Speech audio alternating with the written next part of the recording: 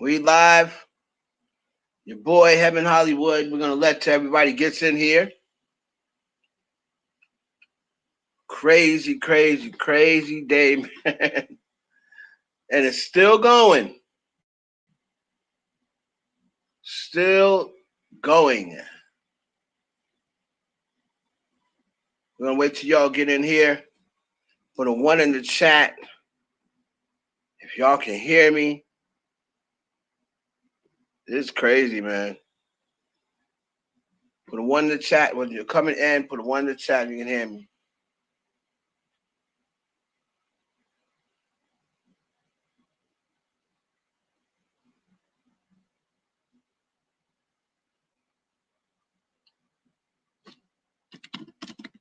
Put a one in the chat if you can hear me. Thank you, Trace.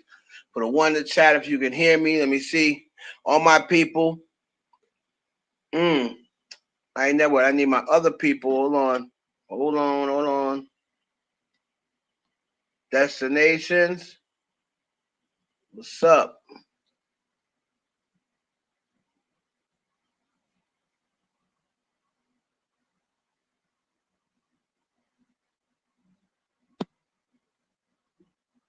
All right. Smash that like button, y'all.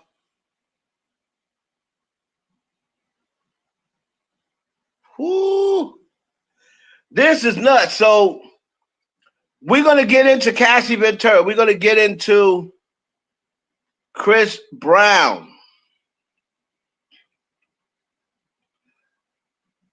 Man, what is going on here? Nicki Minaj comes up in the trial. Then it's fake news. And then she really comes up in the trial. So Nicki Minaj has made name drop, has made an appearance in the trial. Wayne's name has appeared in the trial. Drizzy Drake, yesterday, his name gets dropped. And then people start trying to put together puzzles that G from In Case You Didn't Know put together 5 years ago. She told y'all that song, and so did I, told y'all that song, that whole beef wasn't about no damn song. I told y'all that. It was about Cassie. I told y'all that. Puffy ain't smack no Drake over no damn song. I told y'all that, but y'all don't want to listen. Y'all rather go off to somebody with more subs and somebody that salacifies everything. Y'all rather go to them. But I told y'all years ago that beef was nothing about no damn beat. That beef was about Cassie and Kris Jenner to a smaller extent. They just used the beat for the media reason. For the media reason. You see how he gets when he thinks somebody is smashing. You see how he react when he thought that she was dancing up on Chris Brown. You see how he reacts when he believed that she was messing with Michael B. Jordan.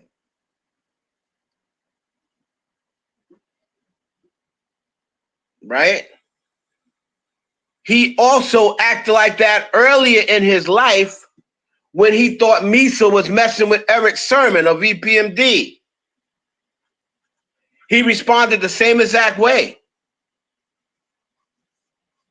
Except Misa was exclusive. He and Misa was exclusive. Right? But the moment I heard that, and then the moment I heard Drake's 4 p.m. in Calabasas,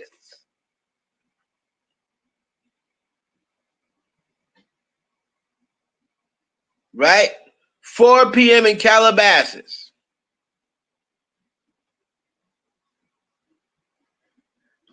If you know the song 4 p.m. in Calabasas, right? Drake kind of touched on the beef a little bit. And Drake didn't mention nothing about no beat.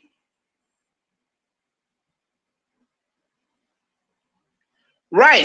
Listen, Mimi, I get it. I'm a Scorpio. Me and Diddy's birthday the same day. I know about jealous. It's just that I can control my anger.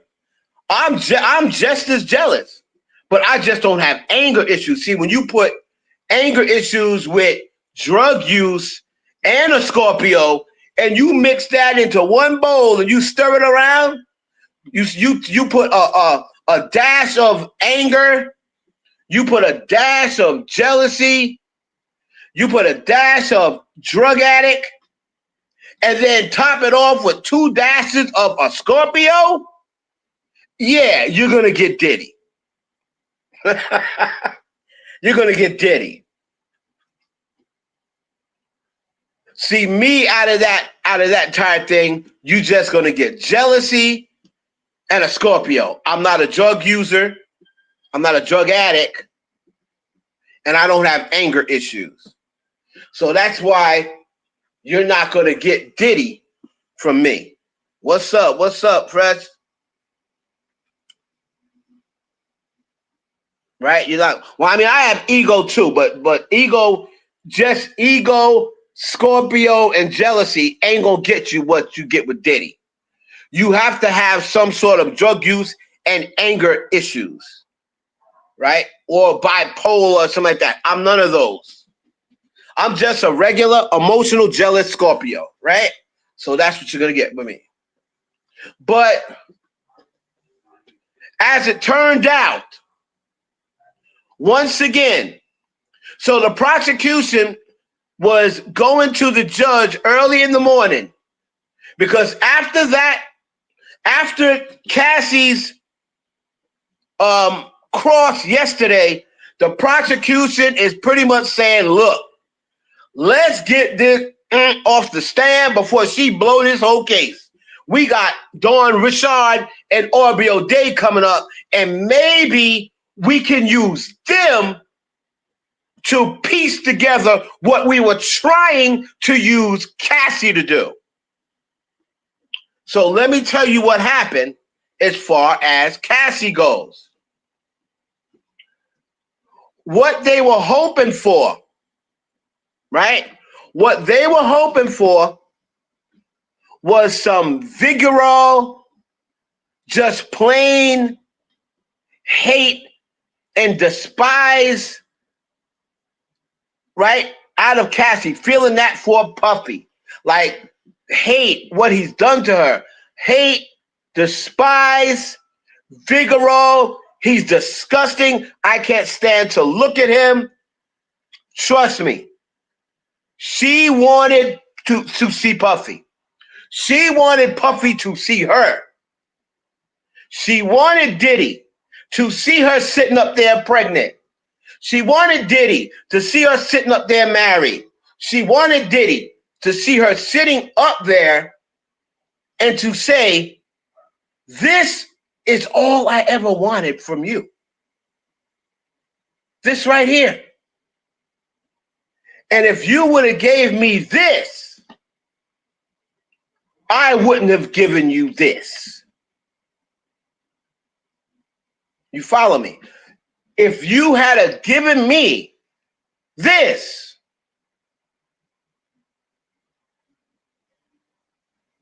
then I would have not given you this.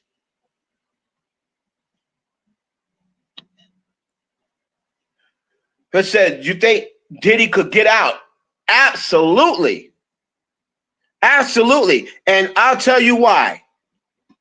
Now, here's the way I look at it. Cassie was the star witness, but as it turns out, she ain't going to be the most important witness. And I'll tell you why of that as well. Because Cassie did not close the loop, so to speak, like the prosecution thought she would. She wasn't going to close the loop. If I was the prosecution, I would have waited until Cassie had her baby to put her on the stand. I would have said, we're going to call her later on in the trial after she's had her baby already. So they could see what everybody else has said. And then you hit them with that video. Because let me tell you what's about to happen. The defense has now gotten Cassie out of the way. What they got a chance to do and expose with Cassie was 3 very important points. So as much as Cassie sat up there and talked about abuse and freak-offs and put fear into her heart and scaring her and threatening her and beating her. Let me tell you something. The more she mentioned the beatings, Diddy was sitting over there smiling. Like, phew, thank God. Thank God she didn't bring up the time. I'm just saying, if there was a time, every time she didn't bring up the time when he said, if you don't do these freak-offs, I'm going to ruin you. I'm going to leak freak-off tapes. If you better do these freak-offs or else I'm going to do this. The more she didn't mention that, the more Diddy was smiling inside and saying, yeah, just keep talking about the beatings. Keep talking about the beatings. Yeah, it's not going to make him look good, but at this point, he don't care nothing about what he looks like. He just wants to get out of that cell. Right? Yes, I'm telling you right now, Fretchy, I believe it is, and I'm telling you why.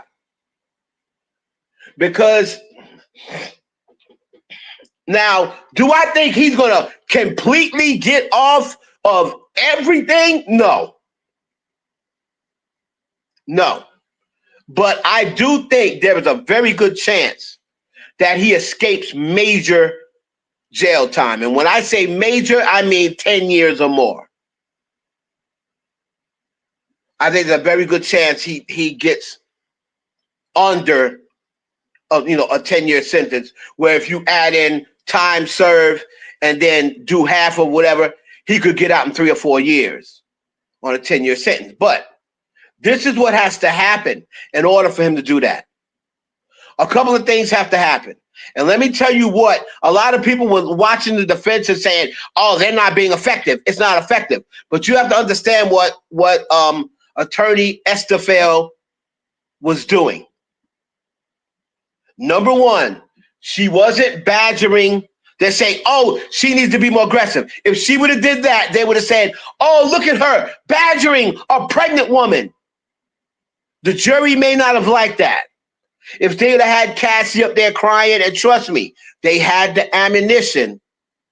They had the ammunition to really make her break down up there. Let me tell you what they did to Cassie. Now, Cassie, with her prosecution, with her testimony, she painted the picture of a young, naive girl who fell head over heels for a music mogul who was older than her, and she was so naive, she let him manipulate her into doing things that at first she thought she wanted to do, but then after a few times realized she didn't like it. They were the worst things in the world. She felt cheap. She felt disgusting. She felt as though, like, she was close to nothing. And it was all to serve him. It was all to make him happy, right? And for the part of her testimony, I have to say, great job by Cassie. Cassie held up. She dropped a couple of tears a couple of times. She held up, and she came across, and this was very important for the defense, because never would I have thought And the defense probably wouldn't have thought either. And this is the reason why I think they started off the questioning the way they did. And if you notice, she was like, oh, you know, you're very beautiful. You're very charming. You're very this. And the Cassie was like, thank you. She was like, you're very beautiful. You're very charming. Right? So she put that out there to soften Cassie up and just to let her know, I'm not going to be, I know you're pregnant. I'm not going to be hitting you with too degrading. If you don't feel comfortable reading those text messages, I can read them for you. Right? Now, follow where I'm going. Follow where I'm going. Follow where I'm going. So, when they first started on the court, let me finish off her testimony first. For the first hour or so, she was pretty much re-innovating what she said to the prosecution. And she was looking good. She was being sarcastic. She was being a little sassy. I don't know if that's what it says. I don't know. Hard to remember. That was so long ago. She had it going on. Right? Had it going on in her first few minutes up there. Oh, I don't know. You tell me. Is that what it says? Oh, you told me something for 2000. I'm just laughing because that's 2007. Right? As to say, girl, I'm a new woman. I'm not the same as I was in 2007. Right? But very important questions that the defense asked her. Number one, when they went over Ryan Leslie, the prosecution never touched on his age. All right? They never went in depth about his age. Because one of the narratives that they're pushing is Diddy was older than her and she was just a child and she didn't know what she was doing. And he came and was put her music out and he groomed her. And no. Ryan Leslie was 10 years older than Cassie. When Cassie got signed, Ryan Leslie was her boyfriend and producer when she signed to Diddy. So, and she was with Ryan Leslie 3 years. Now, follow me here. So, if she got signed to Diddy at 19, right? When did she start dating Ryan? 16? 17? And he was 27? So, who's the groomer? Let's get that off the table. I'll ask you again. Let me look up. Hold on. Let me look up grooming. All right?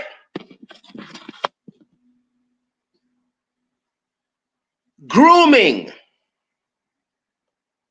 Sexual grooming is the action or behavior used to establish an emotional connection with a vulnerable person, generally a minor, under the age of consent. Let me repeat it. Grooming is the action or behavior used to establish an emotional connection with a vulnerable person, generally a minor, or under the age of consent. Cassie Ventura was 21 years old when she first kissed Diddy. 21. When she signed to him at 19, she was still with Ryan Leslie. And she said their relationship was strictly platonic from 19 to 21. She said he never showed any signs whatsoever of being romantically involved with her. Now, when she turned 21 is when he kissed her at her party. And what did he do? He got Britney Spears to come out.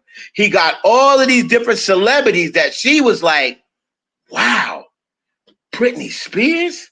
Wow. So-and-so, all of these celebrities, man, Ryan sure didn't get these celebrities to my party for my 19th, 18th, 17th birthday, 20th birthday. Ryan Leslie sure enough didn't get these people here for me. This man must be something. He's got assistants running around. He got people coming up to him when he's out. He's, oh, I'll call you. We're going to do dinner tomorrow. You got movie stars, Mark Wahlberg, calling him up saying, yeah, make sure we do dinner tomorrow. And man, and he likes my song. And he's in the music business. So when he kissed her at 21, she basically said, did he kiss me? She went home and told her friend. She said she ran home and told her friend. And it was on the day that Diddy kissed her that I am sure she made the decision she is going to pursue this relationship and see where it goes with Diddy. Why do I say that? Because Diddy then arranged 2 months later after the kiss. He arranged for her to now mind you, they're doing a whole bunch of talking on the phone every day after that kiss. He's talking about who he can get in the studio with her. He's talking about who he can get on the remix. You need to come to Miami so we can sort out some concepts. She said, okay, right? But Diddy said only one thing. Don't bring Ryan. Don't bring your boyfriend. Now, at that point in time, you would think Cassie would say, nah, that's my man. He works on my music. He produces my music for me. I'm not going to do that. I already feel bad enough about the kiss. I didn't tell him. So I'm not going to come out to Miami. If I would come out to Miami, if you're really interested in my music, see, this is where Cassie could have nipped everything in the bud. So for people saying, oh, he made her think he was interested in her music. Well, this is how she could have found out whether he was really interested in her music or her, by saying, nah, I have a boyfriend. And if I'm going to come to Miami on business, I have to bring my boyfriend. I don't feel safe without him. He's worked on music. He's been with me for 3 years. Did Cassie do that? No. What does Cassie do?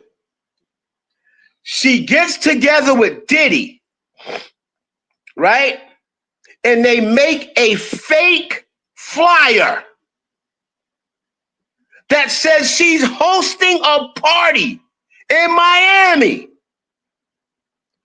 She then tells her man, oh, it's why I'm bringing Kerry with me. That it's really for me and her because she's assisting me, and it's only a ticket for me and her. So I'm just gonna go out there and host this party, and I'll be back tomorrow, babe. That's what she told Ryan Leslie, and the flyer was fake. The flyer was fake. The flyer did not exist. I'm going to get into Chris Brown, Darius, The flyer did not exist. The flyer was fake. She put together this with Diddy. Now, mind you, stay with me.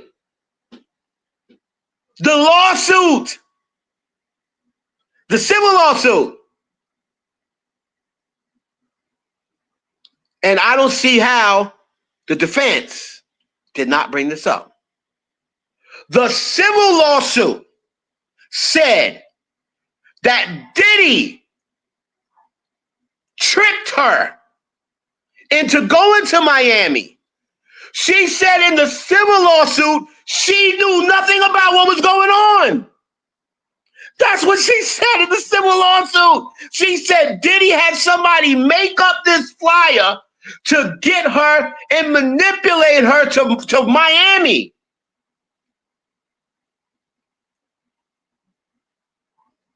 She said, I was so happy. I thought I really had a gig. In the civil lawsuit, she said that Diddy tricked her. But now she's under oath. In a federal case, she can't lie. So she said, it was me and Sean's idea. It was me and Sean's idea together. They said, why did you do that? Because I wanted to spend time with him. I wanted to spend time with him. Mind you, she's still with Ryan Leslie. She's still with Ryan Leslie. Now, once Ryan Leslie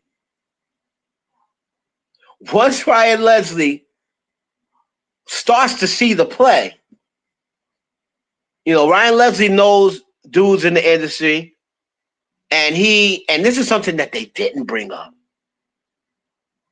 This is something that they didn't bring up. At least I didn't see it. So Ryan Leslie had a whole album done for Cassie and was working on a second album. He had about 70 to 90 new songs.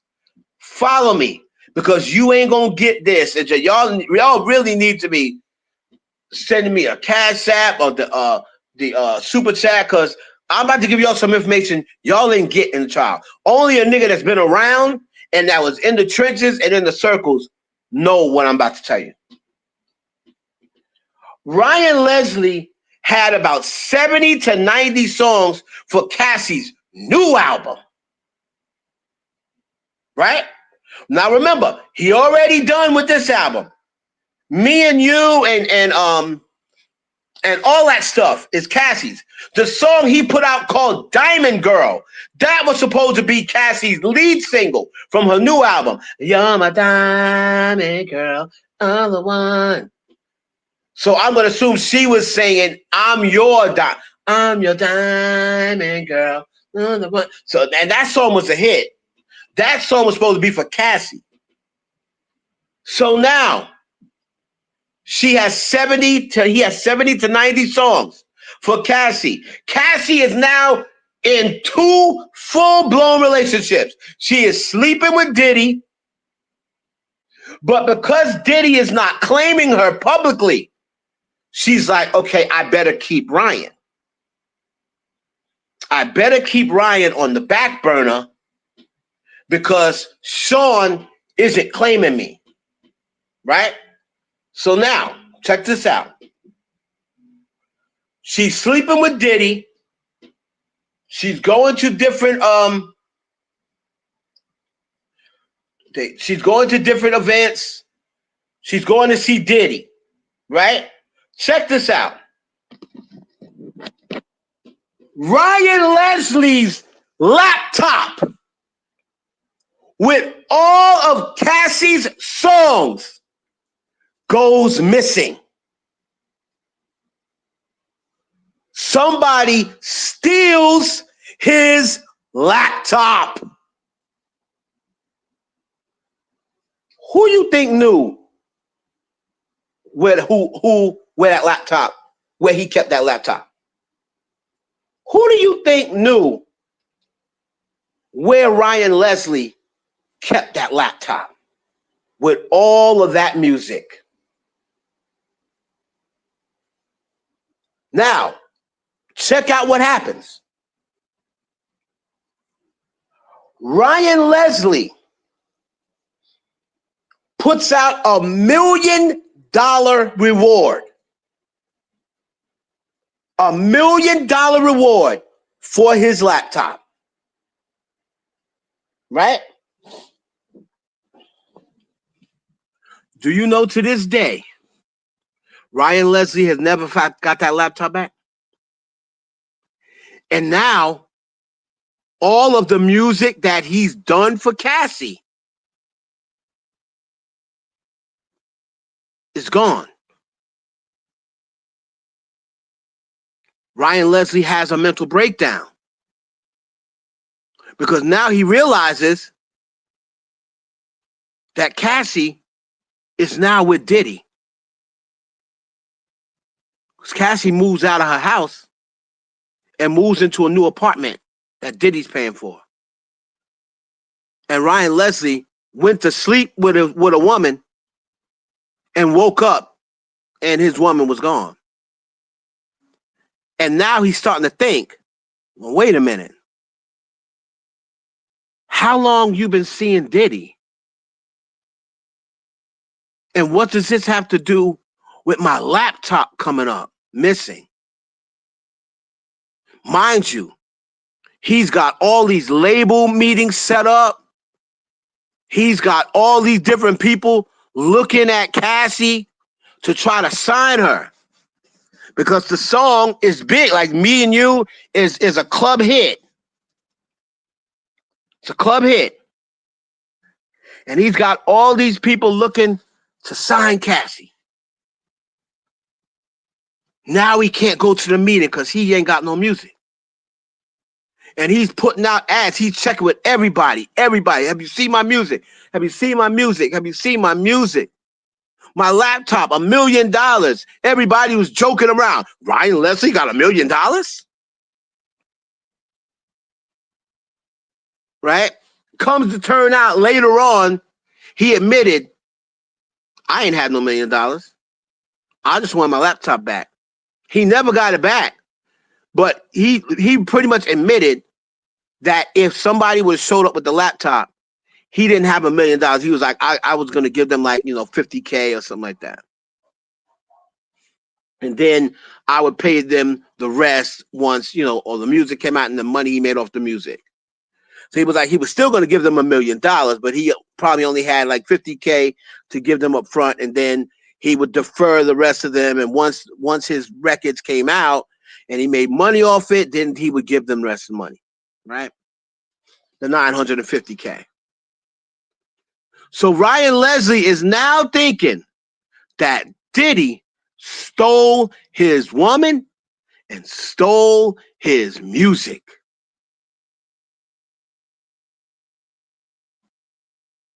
Yeah, Aubrey's getting called to the stand, and Dawn. I'll get into them because the government has no choice because Cassie fucked up their temporarily fucked up their case a little bit, and I'll tell you how. So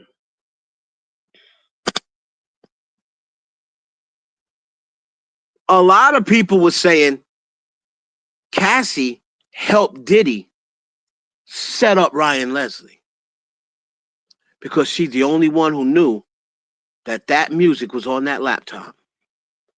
Because he had another laptop, but that one didn't go missing. The one that went missing was the one with the music on it. So there's always been whispers that Cassie helped Diddy steal Ryan Leslie's music.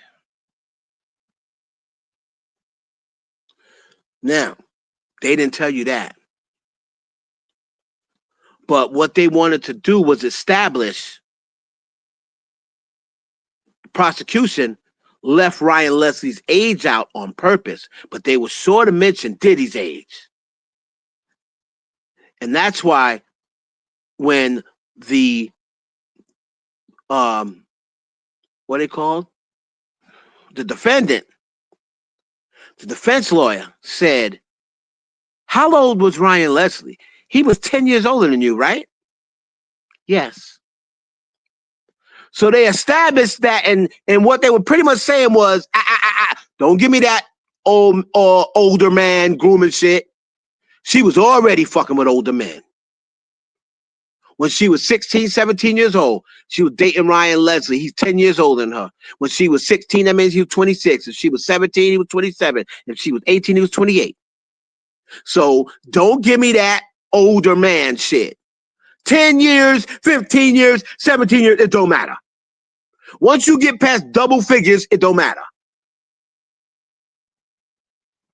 It's not like 10 and 5. 5 years and 10 years is different. 10 years and 15 years ain't. He's still double figures older than her. So out the window goes the, oh, he was 17 years older and he manipulated me. Right?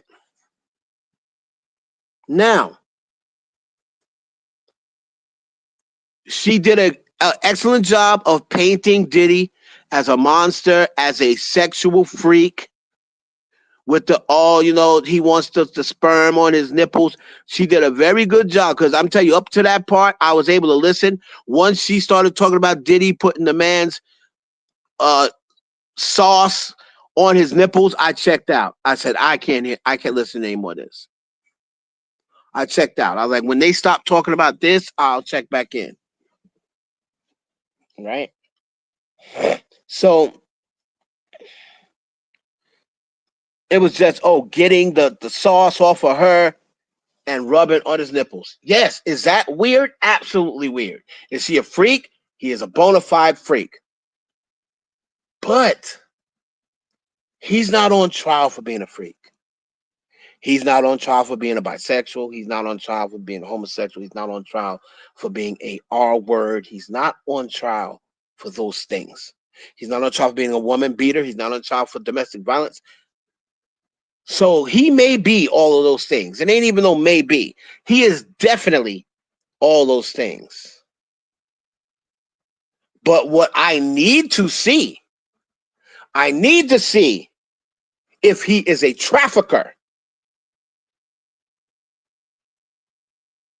and a racketeer. And so far, Cassie Ventura did not give me that. Yeah, she pulled back the wool, and we got a chance to find out some dirty little secrets that we probably would have never found out without this lawsuit. We got to find out that she was jealous of Kim Porter. Extremely jealous. Where, remember the reports? Remember all the reports from fake Slime Bella about Kim Porter sitting down and talking to Cassie and warning Cassie? And Kim Porter is talking through Cassie? Bullshit. Cassie hated Kim Porter. Cassie hated Kim Porter. She was jealous of Kim Porter. And Kim Porter hated Cassie. Because Diddy was constantly comparing that woman to Cassie. And constantly saying, oh, your dark skin and her hair, and Cassie is this, Cassie is that. He made Cassie out to be what he wanted Kim to look like. He wanted Kim to look like Cassie. Cassie's the one that he put on his arm most of the time to go on red carpets, because she was the eye candy. And you walk in a place with Cassie, it's like, whoa, people are double taking. Kim Porter was, in my opinion, Kim Porter was a nice looking woman. But facial wise, Kim Porter was no Cassie. And it has nothing to do with complexion because, like I said, everybody knows that to me, Kenya Moore is the baddest black woman ever. I got Kenya Moore up there right after Toni Braxton, but I got Kenya Moore up there. So it don't got, when it comes to complexion, it ain't got nothing to do with me. I don't give a fuck whether you black or white on the outside, as long as you pink in the middle, God damn it. I don't give a fuck. I don't give a fuck what color you are on the outside, as long as you pink in the middle. Now, but Kim Porter, she was like urban pretty. She was urban. But Cassie was that one that you walking in the Met Gala with, that you walking in the White House with.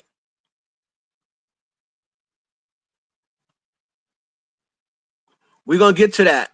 We're going to get to that. Oh, my daughter's in here. My daughter's in here. So, Renegade, I love you. Yeah, so the trafficking, that's what they're going to have to use. Now, here's the thing. Here's the thing, Renegade and everyone else. Did Diddy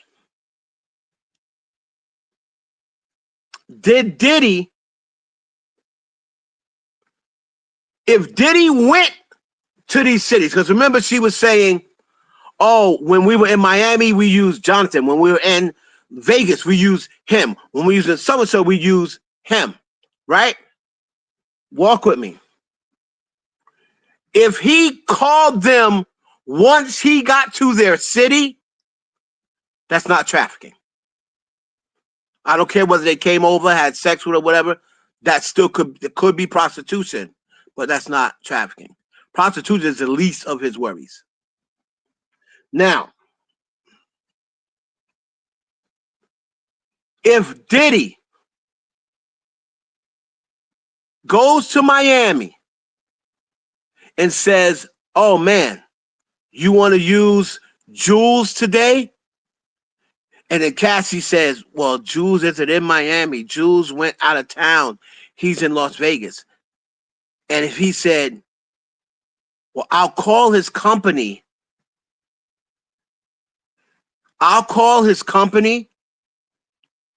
Hey, say, I'm going to call you right after this, baby.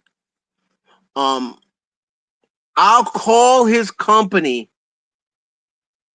and send for him. Right? If his company, y'all got to follow me on this, because this might be his out. If the company pays for the escort to fly to Diddy, if the company flies him there, guess what? That's not trafficking. Because he did not pay to fly him over the state lines. He did not pay for him to come over the state lines.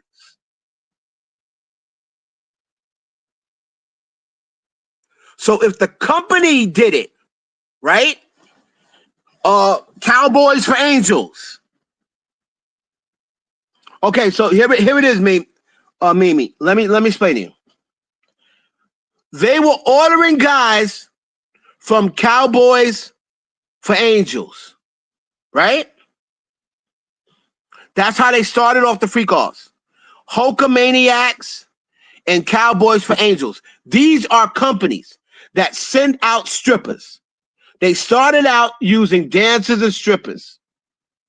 All right? So they started out just getting local people. Whatever city they were in, they were using those people. So my point is, they go out to do bachelorette parties and what have you.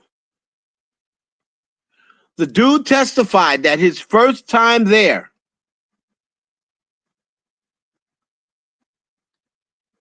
saying Cassie paid him. Says, okay, I'm gonna get to that, Blessed. We're gonna get to that. We're gonna get to that. So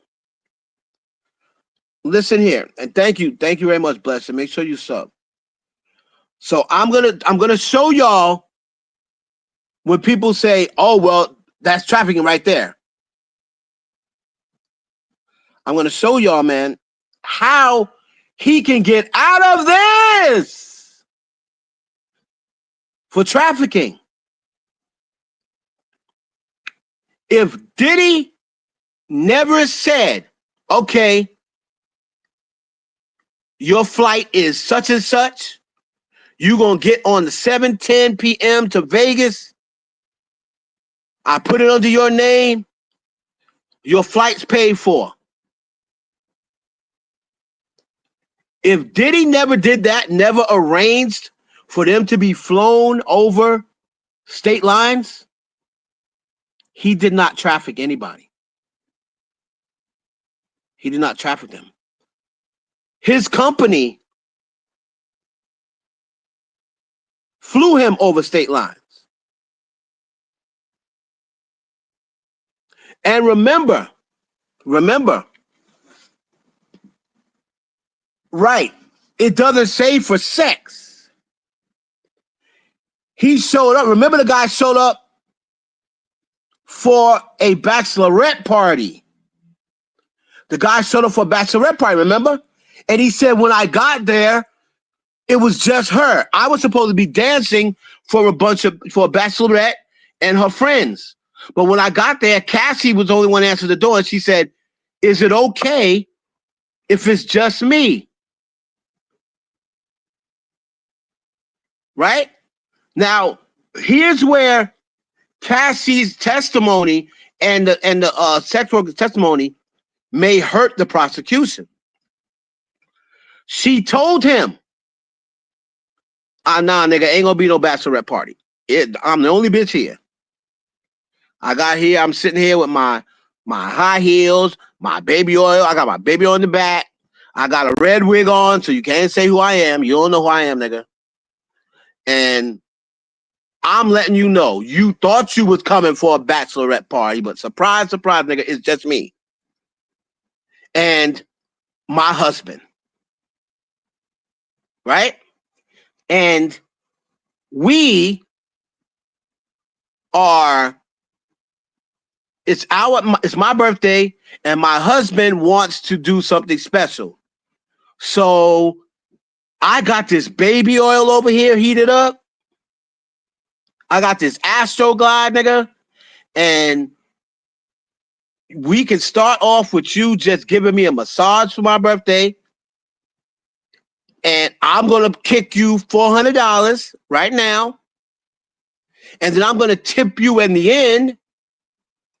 And then depending on how you make me feel and how comfortable I am with you, we'll continue. Is that okay with you? The guy said, sure, okay. Okay?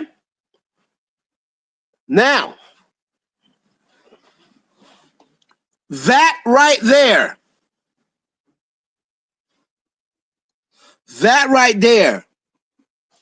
is not trafficking. You want to know why?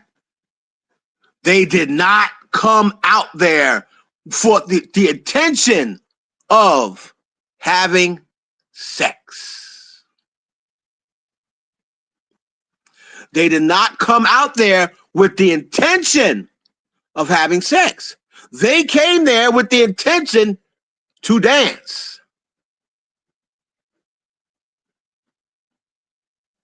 When they got there and find out there was no bachelorette party, he said, okay, now listen. Now listen. Y'all seen Cassie, right? Y'all seen Cassie.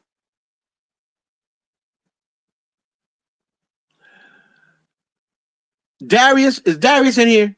Let me ask my mod Darius. Darius, that's my guy. Darius, are you in here?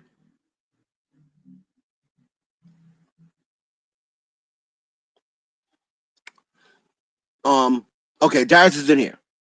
Let me ask Darius. Darius is a openly gay male.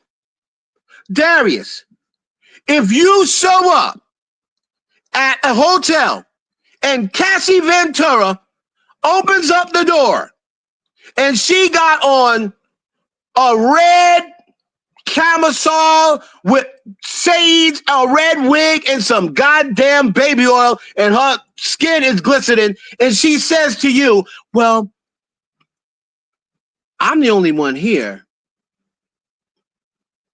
It's just me. Could you like give me a massage? And then we see where it go? Hell, Darius is gonna stay. Darius is gonna stay. So you know a heterosexual male gonna stay.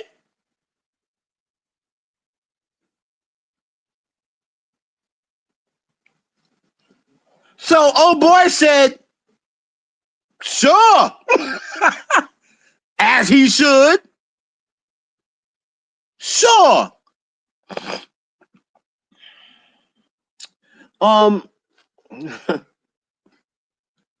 So that, my friends, is not trafficking.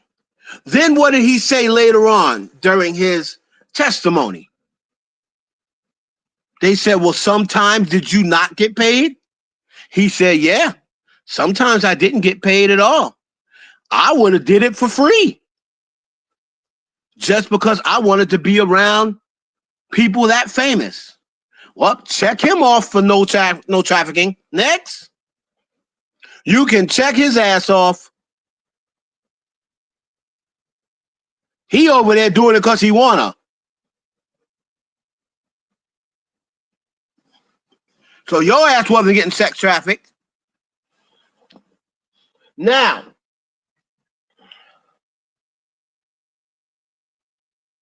here's what they're gonna say. We were in Miami. When we were in Miami, we had someone. We were in, so we had, and I guarantee you, they're gonna say their companies flew them out there, and nobody flew out there, crossed state lines with my help. I never arranged for nobody to fly out there. You can check my credit cards. You can check the receipts. I never arranged for nobody to fly out there. If they came out there, they came out there on their own. Now, let me tell you how the hotel video end up hurting the prosecution. See, the prosecution thought they was doing their big one. Oh, we gonna get in here and we're gonna show the full clip. We're gonna show the full clip. He thought he got off with that little 10-second clip. We about to show the whole thing. He said that the video was edited. Well, watch this. That video wasn't no edited, sped up, slowed down, or nothing. You still kicking her in the head, nigga. What do we care? Whether it's sped up, slowed down, reversed, whatever. Cut, chopped, and screwed. You were still stopping the bitch in the head. Here's the problem. The whole narrative was to use that video for the trafficking, right? For the trafficking. When you sex traffic someone, that means they are there against their will. Okay? Check this out. Remember when the defense was saying that version that everybody saw is an edited version? That's not the full version. That's not the real version. It was chopped, it was screwed, it was this, and everybody's saying, oh, what difference does it make? You were still stopping at the head. But that's not what the defense meant. So now the whole narrative was Cassie was escaping a freak off. They were in the middle of a freak off.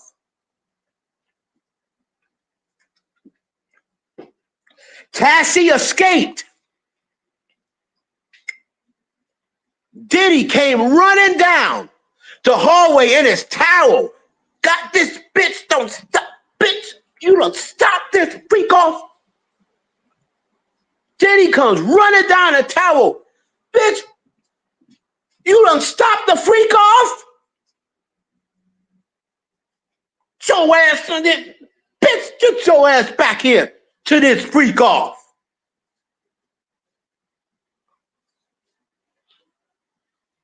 So the video, as he's dragging her back to the room like a caveman, the video that we all saw cut off. So you only to assume he dragged her back to the room for the freak off.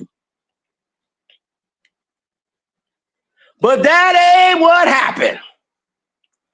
Now the full video is out. And when he dragged her to the point where you didn't see her no more, he let her go and walked back to the room. And Cassie was just laying there on the lobby floor. She was just laying there on the lobby floor. Right? So she then gets up and goes and calls security. He comes out there again and he's yelling at her. She goes to put his hand up to block him from hitting her, but he doesn't hit her. He grabs her phone, her cell phone, and walks back in the room. Now security's upstairs. Security goes back there, gets Cassie's phone, gets Cassie's luggage, and then what did he say? Sean Puffy Combs said? She wants to leave. Let the bitch leave. She want to leave. Let the bitch leave. This is what the security guard testified. The security guard first said that Diddy said, "You're not leaving." But if you read the transcripts, Diddy was kind of pleading with Cassie. You're not leaving. You can't leave. You can't leave me here like this. You can't leave me here like this. Cassie said, I gotta go. I got a movie premiere coming up tonight, and nigga, you fucking up the vibe. So Diddy said, if she wanna go, let the bitch go. So Cassie left.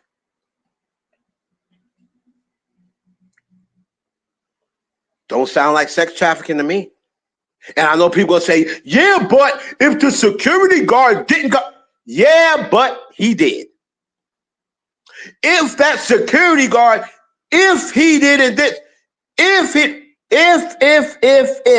I'm not the girl, the things you did to you, but you're not, so I can't and I won't. So if don't really matter. If I was a billionaire, I'd be blowing Rihanna's back out right now. If don't mean nothing, right? If don't mean nothing. If that security guard wasn't there, imagine what he would have did. Hey, we don't know. We don't know. So what happened was this. But Renegade, here's what they didn't tell you. Here's what they didn't tell you. Do you know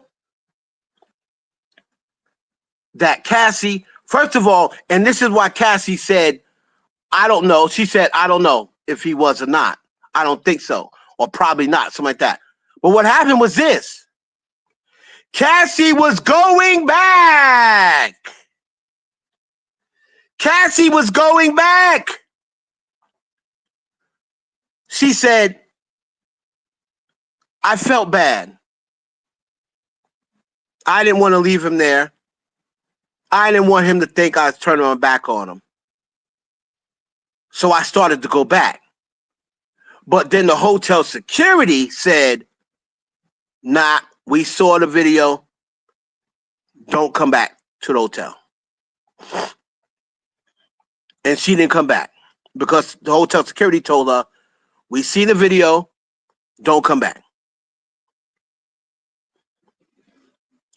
So later on that night, she's on the red carpet with Puffy for her movie.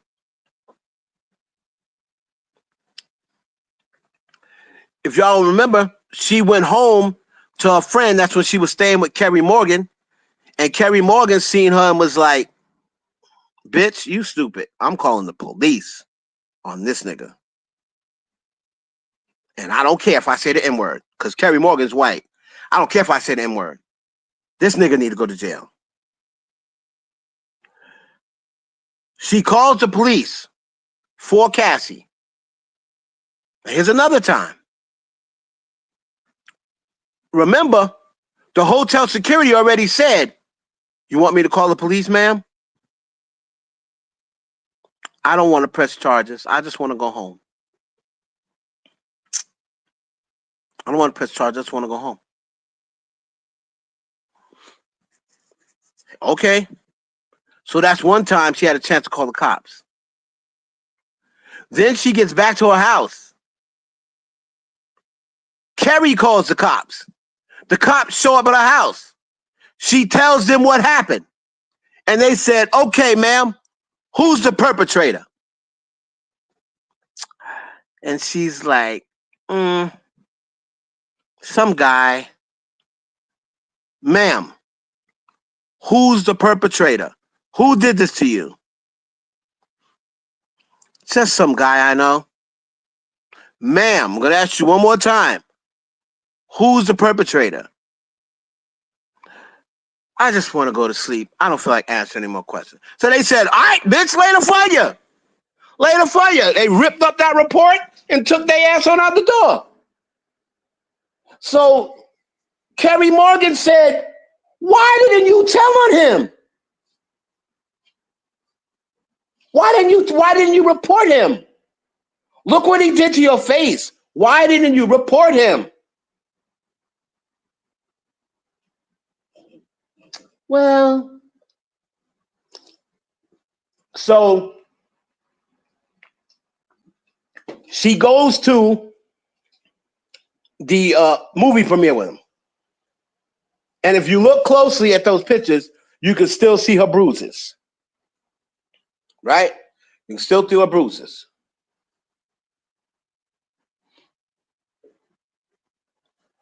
Now,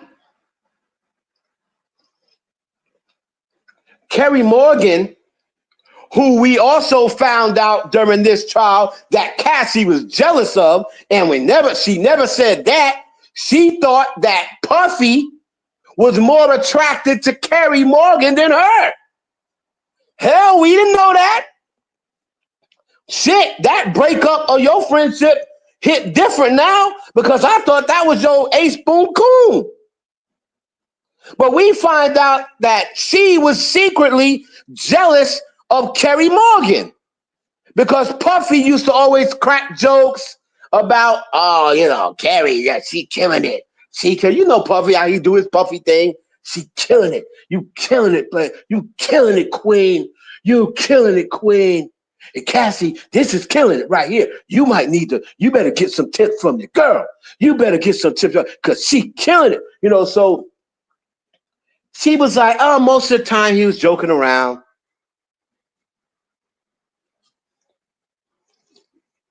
Mind you, Kerry Morgan is nothing compared to Cassie in my eyes. So finally, he busts in with a wooden hanger and hits Carrie across her face. Boop.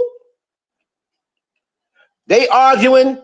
Carrie says, listen, I'm tired of you coming through here, hitting my friend. She is not your punching bag, Diddy. You don't treat them black bitches like that. No, I'm just kidding. She didn't say that. She is not your punch. And Diddy said, who the F you talking to? Bitch, if you don't boop, hit her across her face with a wooden hanger. Carrie said, Carrie hit that nigga with the Ike Turner. Remember the part in Ike and Tina when Ike Turner smacked Tina Turner's friend? Carrie Morgan hit her with, fuck you, Diddy. You ain't got to hit me but once. She said, if you stay, he gonna kill you. You a dead woman. Carrie was like, if you and this nigger, now, them A's done turn to ERs. If you don't get this nigger out of my house, you and this nigger can go.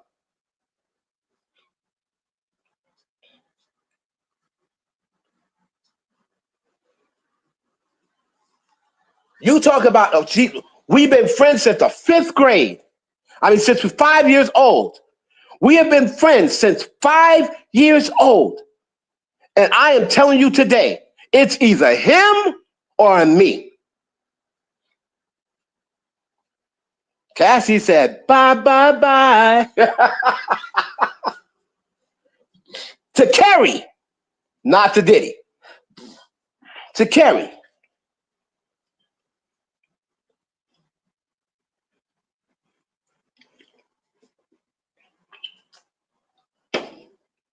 Mind you, she still ain't his girl publicly. He is still publicly with Kim Porter. He is not publicly with Cassie yet.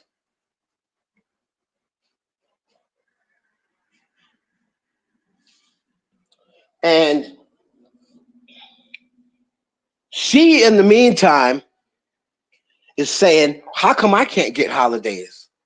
Why can't I get Christmas? Why can't I get Thanksgiving? Only thing I get is New Year's Eve and free calls. That's all I'm good for.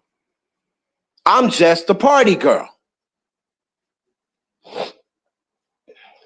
So the problem is, during her prosecution, she made it seem to the world that, well, yes, at first I was doing it because I would do anything he wanted. I loved him. You know, I would do anything for him. But the only thing he wanted me to do was free calls. And that's all I was good for. It made me feel low. It made me feel stupid. It made me feel disgusting. You didn't want to do the free calls anymore, did you, baby? No, I didn't want to do them anymore. I just wanted to be with him. It was okay for the first couple of times. But then once it became an every week thing, I was doing 3, 4, sometimes 5 free calls a week. They would last sometimes 8 hours. One freak off lasted 4 days, I remember. And that pretty much became my job. I wasn't making music anymore. I was just freaking off. Oh, it's okay, baby. It's okay. Can we take a recess, please? She is pregnant. Please, let's take a break. So, what the defense pulled out of this situation was And when people are saying, "Oh, the defense, they're inactive," they're not being very tactical. The defense is striking out. No, they wasn't. The defense came on and said, "So Ryan Leslie, he was 10 years older than you, wasn't he?" Yes. Right? So they wanted to just establish that. So then they said you didn't like the free calls?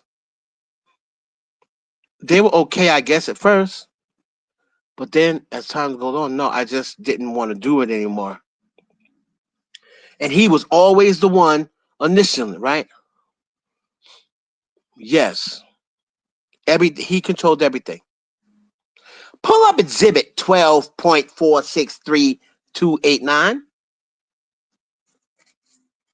Text message. Is this your number? Yes. Here, I will read Sean. You read your text. Okay. Cassie, I'm so horny. I wanna fuck something. Here go Diddy. Word? Say word. I'm so horny right now. I wanna freak off. You wanna freak off? Oh, set it up. I'ma set it up right now. So she was coming out of the gate randomly saying, I want to do a freak off.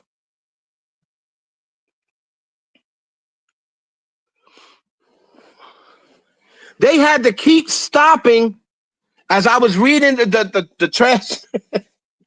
You're reading the transcripts. It's funny because it's like, oh, wait, break.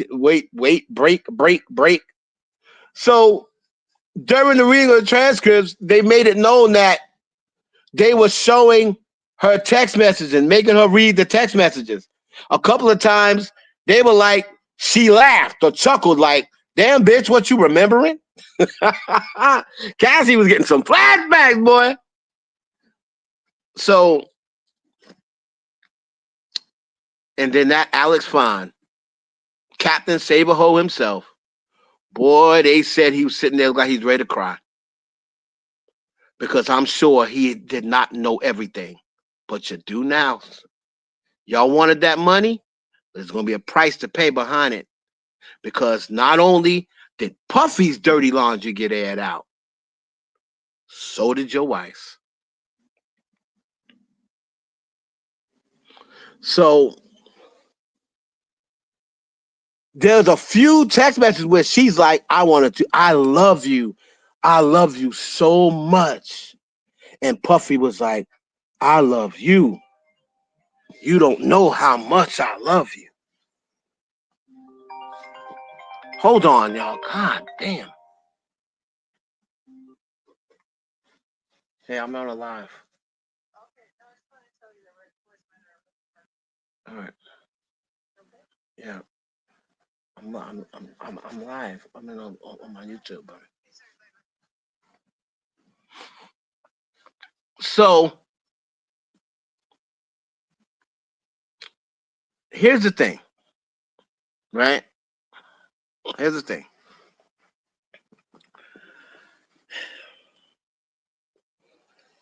People, and I saw what my daughter said, and I'm gonna bring this to her too. People get upset with me when I say I don't have empathy for Cassie and I don't have sympathy for Cassie, right? And the reason why I don't, and I'm sure my daughter doesn't remember this because she was too young, but when I first moved to Roanoke, Virginia, right? My first job was in a battered women's shelter. This is my first time being around battered and abused women. And I was just like the driver, right? Those were women who had no option. No option. They didn't have a rich model friend to take them in. They didn't have parents with a home in Connecticut to take them in. They didn't have the person's family or friends in the entertainment industry to take them in.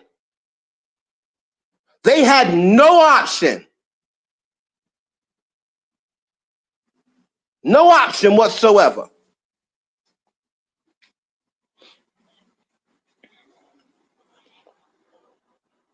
Well, yeah, so what happened to my daughter, I only got a chance to work there for a week and a half because something that happened back in New York came back on my license. So remember, I was driving, they was using it to transport. So they were like, oh no, there's something here on your license that ain't clear. I was like, I cleared that shit up. But I didn't get a chance to clear it up enough, quick enough in Virginia. So I had to quit. So my thing is, it kind of pisses me off when Cassie says she had no options. Because yes, you did, sis. You had options before he even started it. Because it took a while for the freak offs to even start. I think she said like 6 months, 7 months. Now, if he then sat down and explained to you what he was into,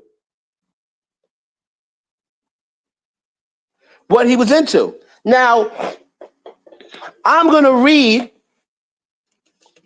a tweet. Y'all know G from Behind Industry. So the moment Diddy says, yeah, let me tell you what I like to do. I want to see, to enhance and make our love life a little more spicier. I would like to have a guy come in and sleep with you while I watch. It's called voyeurism. And I want to do that. What do you think Cassie had? What do you think Cassie had the option at that moment to say, nah, nigga, I ain't into that. I didn't know you was into shit like this. Let me say, nah, nigga, how about this? We just gonna stay straight platonic. Ah, no, I didn't know you was into that shit. And she could have never started the freak offs. She could have never started the freak offs. But she said, oh, okay, well, that's what you like? Okay, I mean, hell, I'll try it. I'll try it.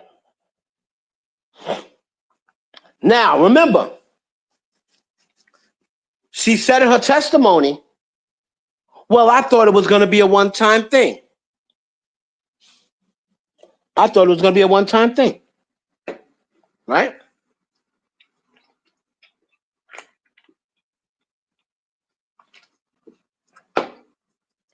So she said 2 months later. Now, this is a 2-month gap now.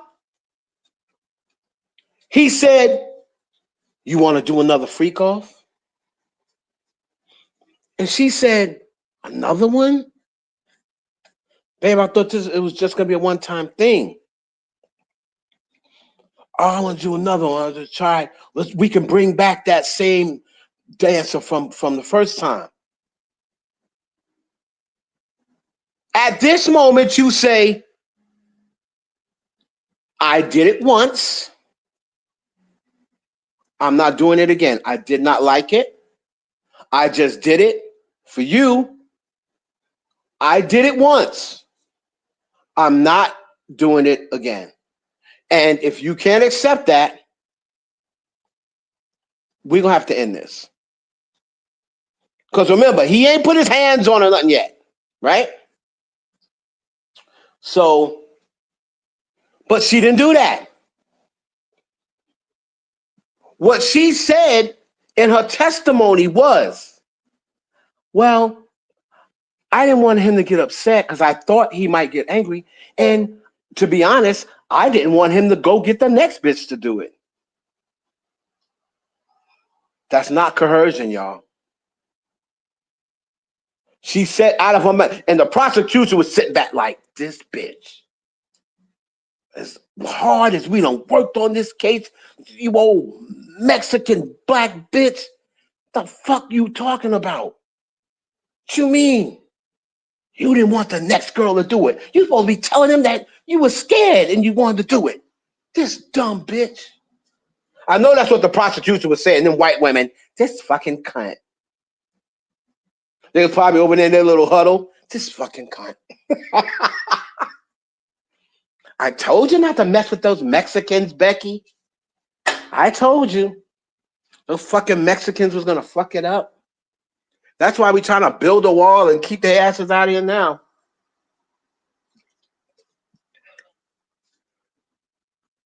She's fucking up the case.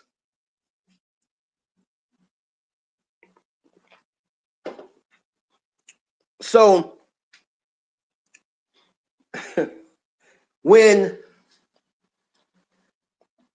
the defense said, oh, this looked like you was asking for the freak off.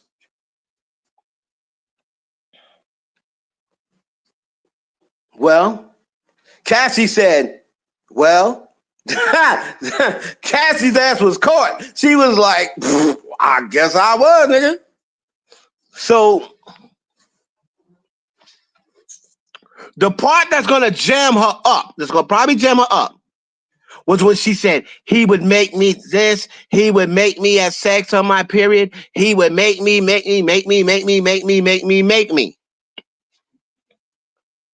But then there's several text messages that the prosecution never brought up where she's saying, I'm thinking about big black BBC.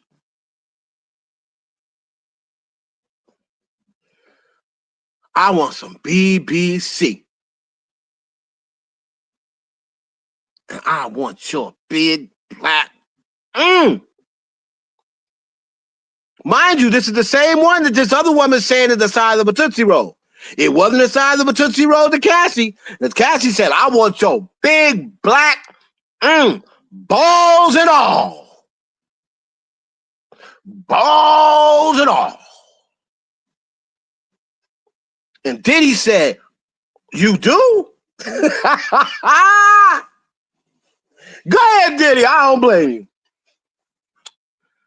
But Diddy said, well, damn. I like what you talking. I was you saying.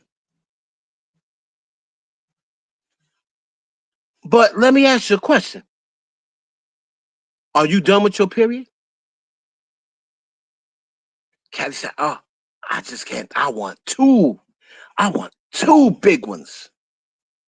I want two big ones. All I can think about. That's all I've been thinking about all day. Diddy said, and I can't wait to watch. But you ain't answering my question. Are you done with your comma? Cassie said, fuck the period, nigga.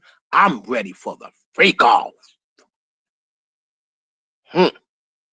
Fuck your period.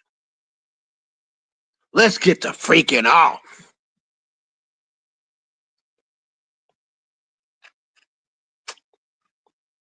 That sounds a whole lot different from, he made me do it on my period and there was bloody sheets everywhere.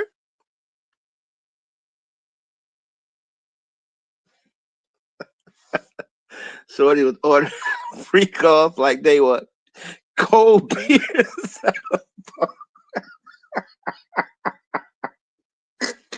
One freak off over here. One freak off. You want us to take the cap off the freak off, Cassie? Yeah, that's right. Take the cap off for me.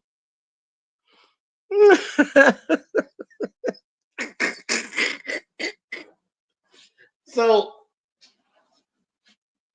she was talking so much. Diddy was like, "Is this my girl talking? Is this really her?" Diddy was thinking she was trolling. So you been thinking about the freak offs, huh? Yeah. You want me to call Jules? I can call him if you want. Call and see if he's available. I can do that. I love you so much. You complete me. I love you. I love you too. So this is a lot of the exchange. Now, people are saying, well, the defense ain't really proving nothing. But remember now, the defense ain't got to prove a motherfucking thing. The only thing the defense got to prove is they only have to put a smidget of reasonable doubt in those jurors' heads. They ain't got to prove nothing. The burden of proof is on the prosecution. You have to prove to me that this man trafficked, coerced, all of that. You racketeered, ran a criminal enterprise to help cover up the sex trafficking and the coercion. You have to prove that to me. Now, I'm thinking at it from a juror's point of view. And if I'm on that jury right now, this very moment, after I've heard a week of testimony, and if they say, what you thinking? You know what my answer, now again, they got a long way to go. But if you ask me after week one, and they say, Heaven, what are you thinking? I'm going to say, you want to know what I'm thinking? These motherfuckers is in the wrong court.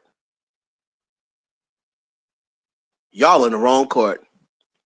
Because this right here is a state case. This ain't no federal case. There ain't no trafficking. I've been involved in more trafficking in a damn nightclub than this. You in the wrong court. Y'all need to be over at the family court or the domestic violence center, and you need to be filing an assault case. Y'all need to have an assault case.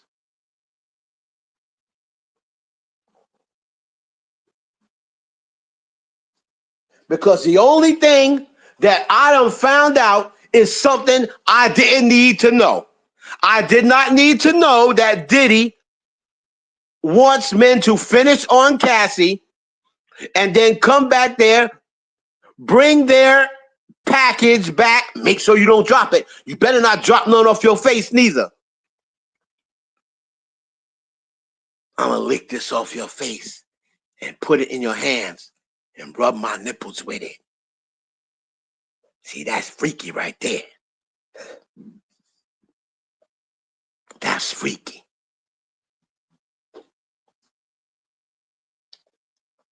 I didn't need to know that. But because Cassie wanted money, now I got to know. Now I had to find it out. Now,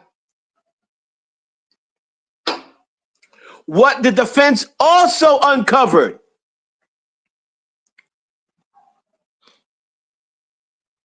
is that 2018, their relationship came to an end. Now, this picture, damn, I don't have the picture on my phone.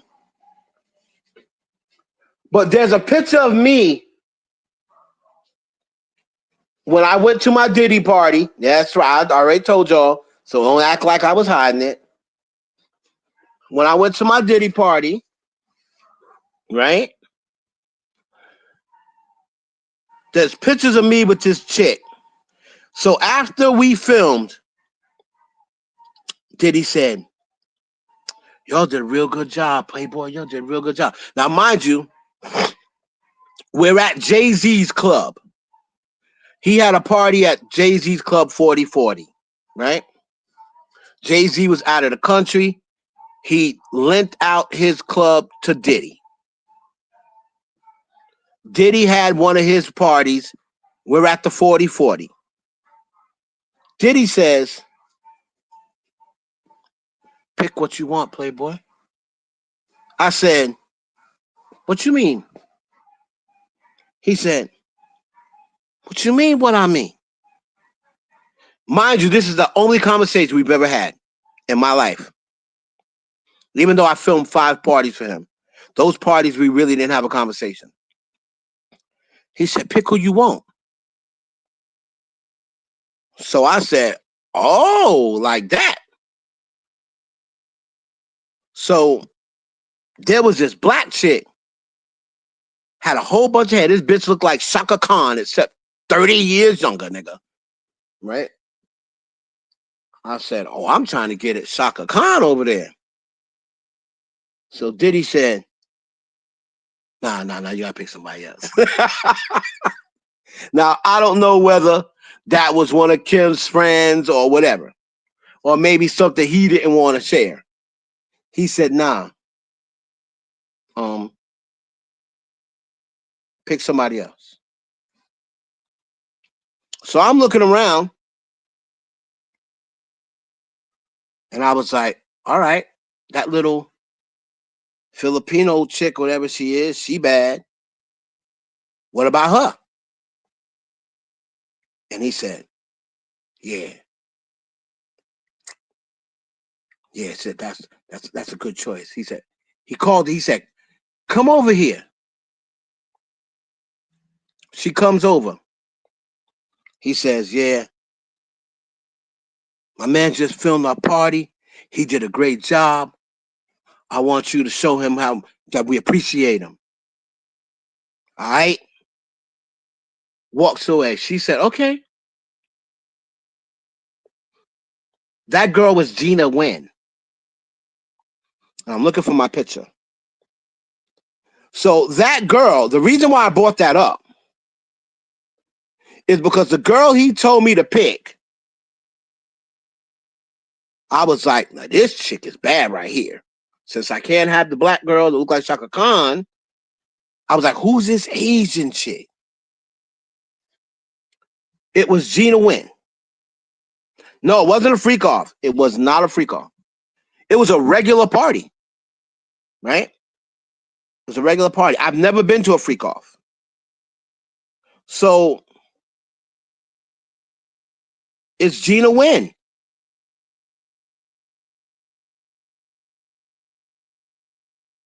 So Gina Wynn shows me how much she appreciates what me filming her party. I'll leave it at that. My daughter's in here. I'm not going to get too raunchy. Cassie brings up this same girl in the lawsuit. She said, I knew about Kim. Although I always thought that I was number 1 and Kim was number 2. I told him I didn't want to be the side chick to Kim anymore. And her issue with Kim was Why don't she gotta do any freak offs? Why do I gotta be the one getting pissed in my mouth? Why do I gotta be the one with sores in my mouth? I don't see Kim with no sores in her mouth. Kim ain't getting pissed in her mouth. Kim ain't got no UTIs.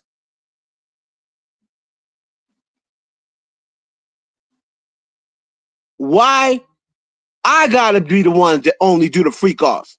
And I don't even get the holidays with you. I'm sure you could call Kim or somebody else. That's what she said one day. She got mad. And then she came back and said, and you have a nerve to have Gina over?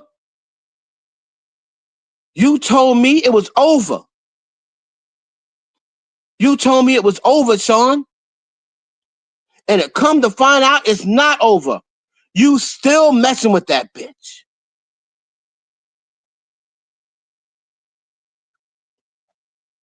So now she's upset about Gina because Gina's new.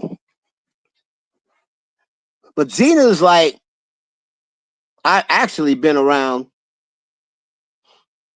you know, I think Gina was around like 2010, maybe 2014, something like that. 2014, I think she was around. So she said, I did not like Gina.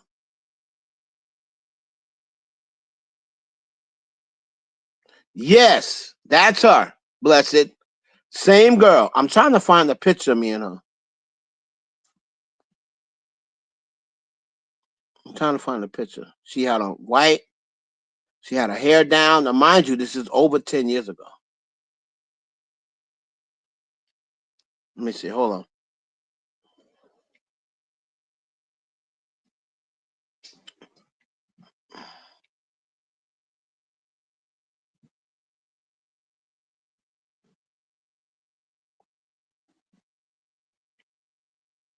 Let me see something.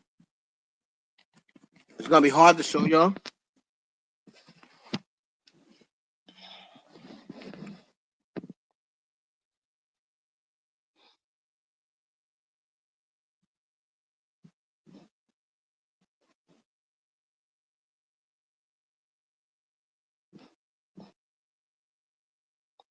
So that's me and Gina.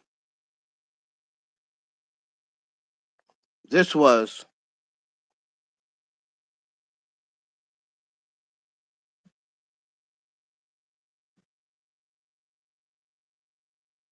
there's the picture. That's right after Puffy said, pick who you want, Playboy. I got you. I said, shit, that one right there then.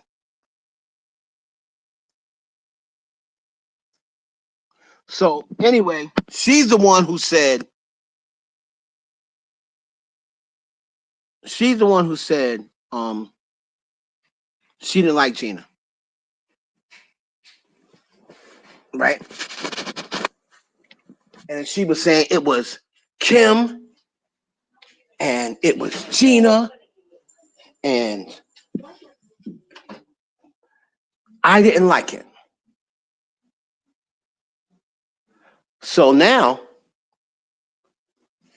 is when she, out of revenge, she goes and starts messing with Michael B. Jordan. Out of revenge. She started messing with Michael B. Jordan because of Gina. Now, here's where they probably ripped up their testimony like this Mexican black.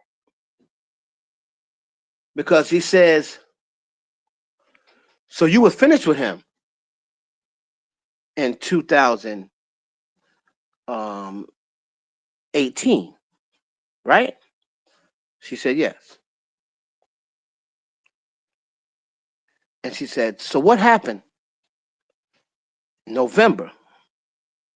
or maybe it was August 2018. She said, we had a closure dinner, me and Sean. They said, a closure dinner. Yes. We just wanted some closure. It was over. He knew it was over. I knew it was over. We just wanted some closure. We went out to dinner, had a really, really nice time. They said, oh, were you seeing anybody at the time?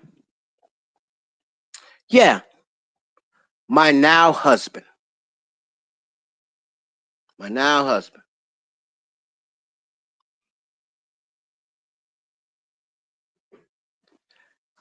So now it's 2018. This is when she was being seen out with Alex Fine. They kissed and all this stuff, but she's not married to him yet. They said, so what happened that night? She said, Sean drove me back to my place. He came upstairs. Stop. Why is he coming upstairs? Why is he coming upstairs? This is over, right? Y'all just had your quote unquote closure dinner, right? So shouldn't have been closure? Why is he up here? Why is he up in your place, Cassie? Y'all just had the closure dinner, right? She said, and we sat down and had a drink. Wow. Wow. And she said, but then he threw me on my living room floor and raped me. And all I could see was his black eyes. It was like somebody was taking something from you. It was not the man that I had fell in love with. This was not the man that I fell in love with. It was somebody else. His eyes had gone pitch black. It's like he was taking something from my soul. I remember she was with her boyfriend. They're like, we're sorry you had to go through that. I just had never seen it. I did not know who that was in my apartment that night. So what happened afterwards? I fucked him again. They probably took them testimonies and ripped them shits up and threw them in the air. They said, you did what?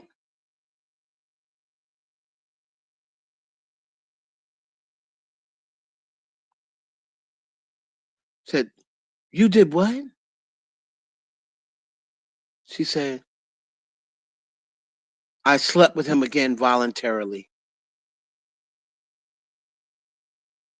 And they said, but why would you do that?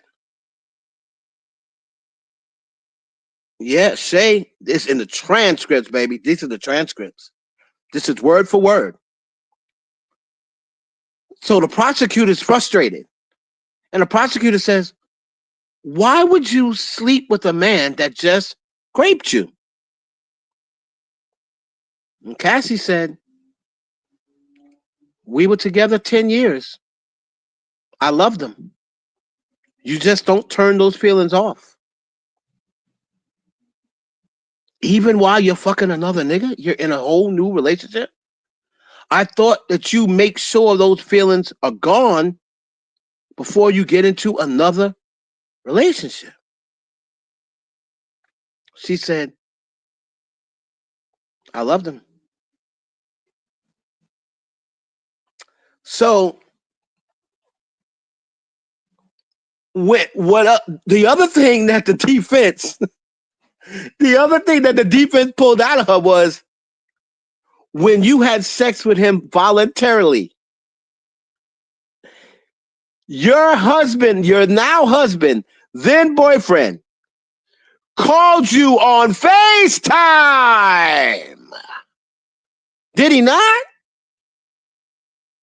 Cassie said, yep.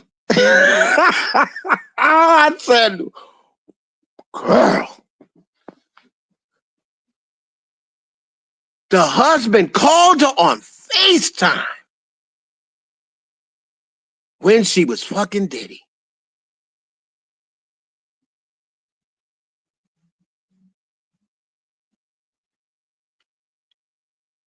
Mind you, this is after they broke up.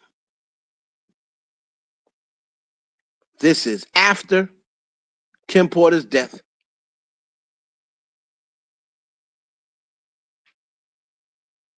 Yep. And all of this, he wouldn't let me leave. Every time I tried to leave, his friends tracked me down. He had KK track me down. He had Roger Barnes track me down. He had James Cruz track me down. What made you leave this time? I saw a picture of him and Gina. And I was done with it. That was the nail in the coffin. So that's all it took, bitch? What happened to all this coercion and cohesion and kidnapping and forceful and false imprisonment? You mean to tell me all it took was for the next bitch to suck his dick and you find out about it? And now you're done for good? If you don't get this bitch out my face.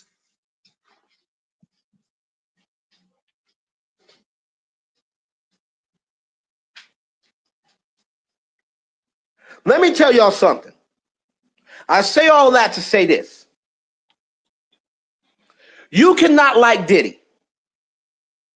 Right? You cannot like Diddy. You can say Diddy's an idiot. You can say he's an a-hole. You can say he's a monster. You can say he's a woman beater. You can call him gay, bisexual, whatever you want to call him. This is not coercion. This is not racketeering. This is not sex trafficking. Next.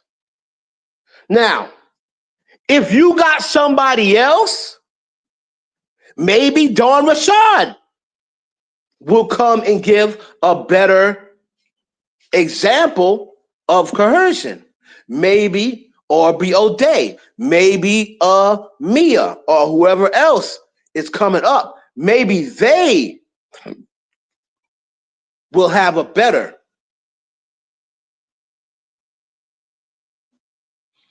Right? Yeah, you managed to leave with the personal trainer that Diddy hired for you. Now, listen to this. She was with Ryan Leslie.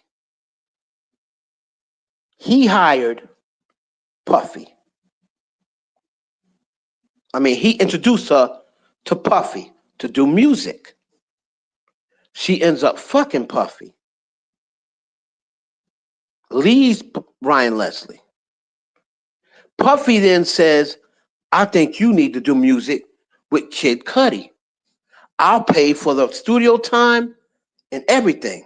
I think y'all will make good music together. What does she do? She sleeps with Kid Cudi. And when she breaks up with Puffy, she starts dating Kid Cudi. Then she leaves Kid Cudi and goes back to Puffy.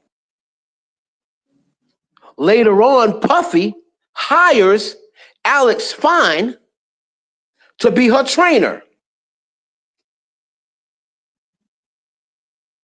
What does she do? She sleeps with Alex Fine.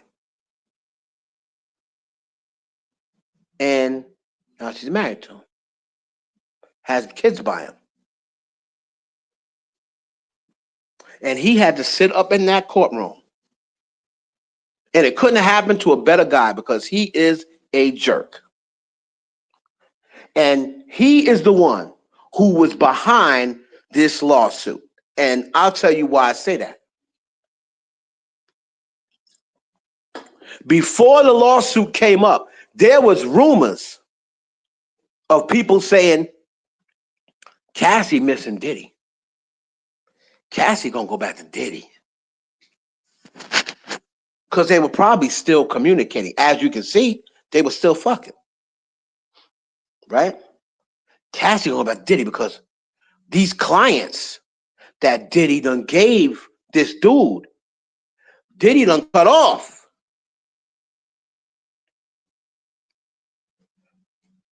These clients that Diddy done gave this dude, they have now cut him off and saying, nah, I can't lose that Puffy cosign.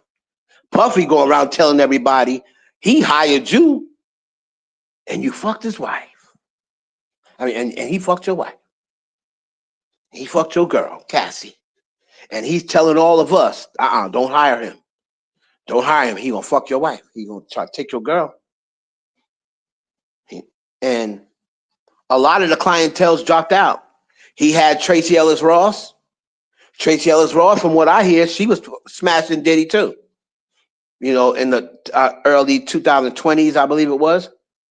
But that's Diddy friend. And as soon as that happened with Cassie, Diddy called Tracy Ellis Ross and said, don't use him.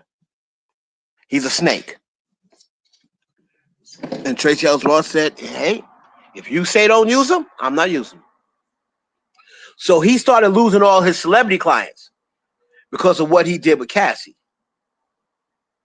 So he started having to get a regular job. Cassie ain't used to no nigga with no regular job. So that's why people were saying, there was rumors going around saying, she missing Diddy. She missing Diddy. And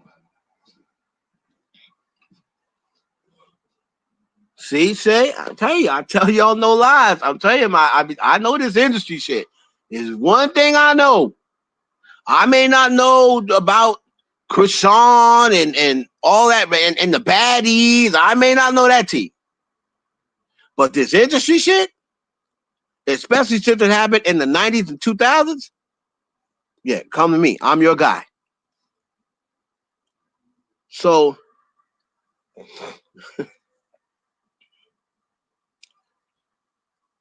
then the statute of limitations was about to end.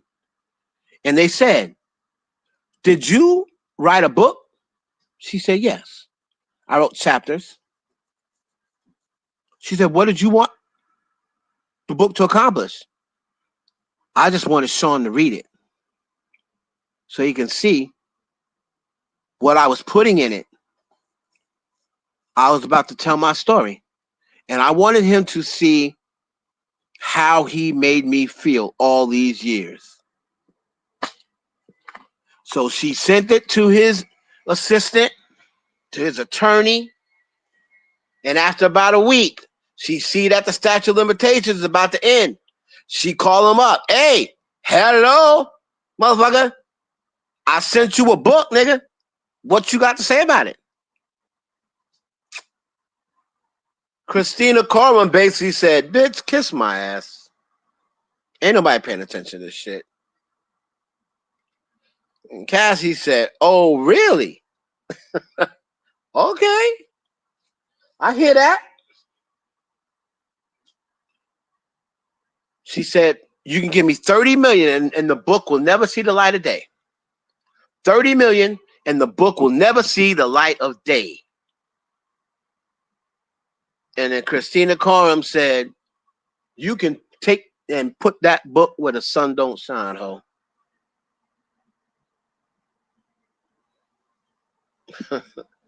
And in case you don't know, that means my big white behind. So Cassie said, all right, you think it's a game? And then she went and filed the lawsuit for the 20 million.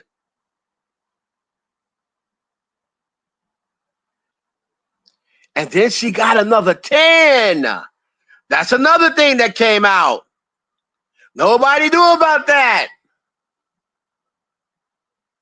Nobody knew about that. She went and got another 10. Another 10. Am I mad at it? Nope. Get your money. Get your money. But let's be honest about your motives. It wasn't about and when the prosecution, right? The prosecution was so over her. When the prosecution said, why did you testify here today? You got your money. You got the family. You're about to have another beautiful baby. Why did you testify here today? What the prosecution was trying to do is land the plane by Cassie looking out and saying, because I just wanted to make sure that he couldn't do it to anybody else. They were looking for her to pull the Jaguar right. I was looking so he couldn't do it to anybody else. Honeycomb. If I testify that way,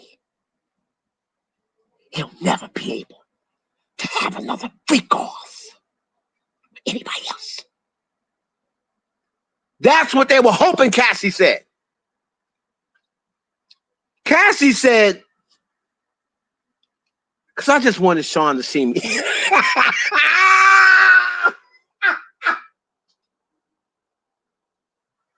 Woo!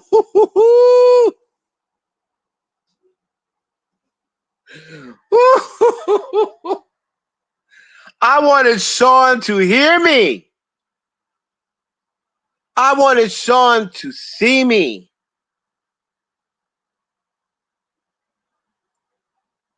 And let him know. No, that's what she said. Mimi, that's what she said. Go look at the transcripts. I want him to see me. I want him to hear me.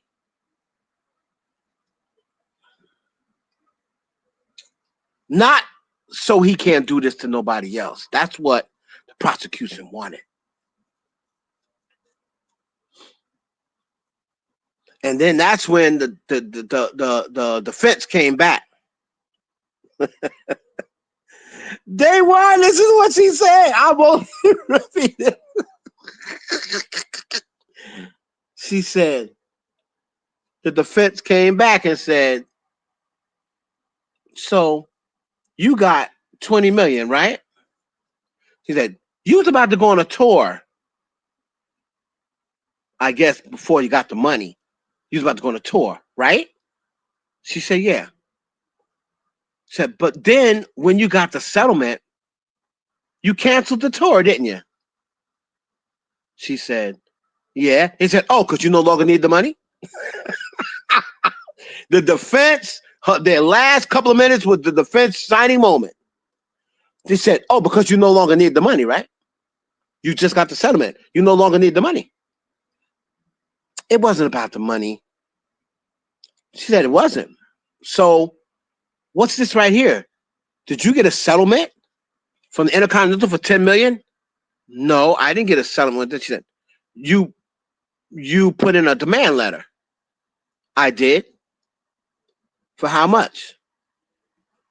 10 million. And you settled that right before the trial, right? Yes. No further questions. So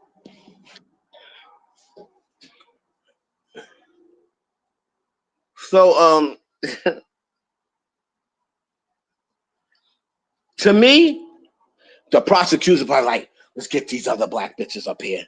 You know what? Let's get Orbiote up here. She's white.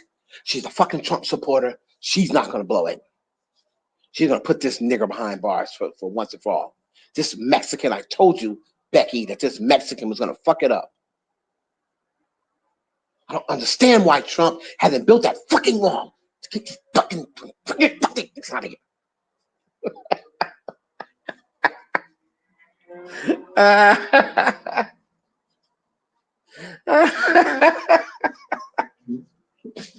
Fucking Mexican cunt.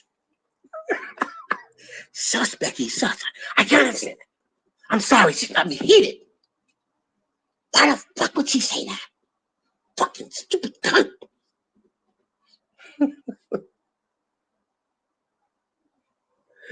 Oh man, oh man, oh man. Let's get Oreo Day up here. She'll get the job done. So Dawn Richard, right? Dawn Richard is gonna now come up there and say, "Oh yeah, he's the other, and he was the daddy that came. He made us walk for cheesecake, and he had us performing for 24 hours straight, and we didn't take a break. We couldn't get anything to eat, and he was doing all this type of stuff outside of being in the group. And then the group came out. We had a platinum album." And then he just verbally abusive and emotionally abusive. And then the second album come out and went gold. And then after that, we didn't do any more albums. And he owes me money. I never got any money on my royalty checks. And one time, he tried to put his hand up my skirt and rub on my vagina. And I felt in danger. No, he never physically threatened me or personally threatened me, but I just felt like my life was in danger when he did that. And he's an awful, awful person. We put in such hard work. We put in such hard work. I did so much hard work as Daddy Kane and as Dirty Money. And I already had the name Daddy Kane when I came through the door. That's my name. He didn't name my group. I came up with that name. And he just made me feel like less of nothing. He was pretty much made me work for nothing. I have nothing. Oh, we're sorry, Miss Richard. So what happened in 2021? 2021? Oh, I went back to work for him again for the Love album. Man, get this bitch off the stand. Get this bitch off the stand. Next. So you mean to tell me? You mean to tell me? You did all that. You did all that, right? And then you said you went back to work for Diddy again in 2022 for the Love album. Man, if they don't get Steele on her ass, Young Bird's lawyer, if they don't get George Steele, or whatever the fuck his name is, on her and tear her little skinny ass up,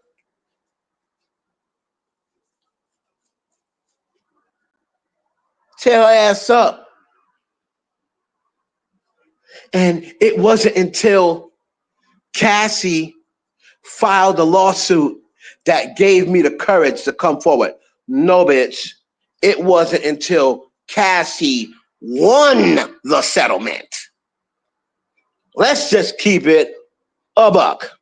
It had nothing to do with Cassie being bold enough to come through and file a lawsuit. No, it was not until Cassie won that lawsuit.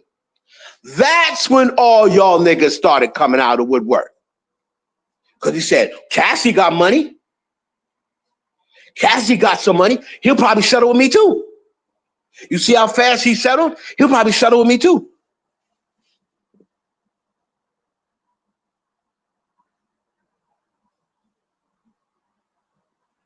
So, man. Oh, man. We're going to see what happens with Dawn Richard.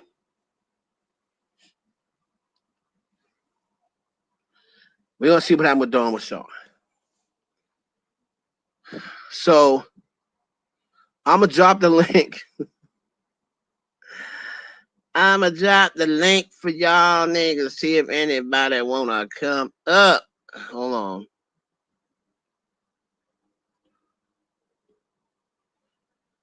Woo. So y'all can tell me. I know my daughter said she wanted to come up. Y'all don't have to get on camera. You just have to. Um, you just gotta do your audio.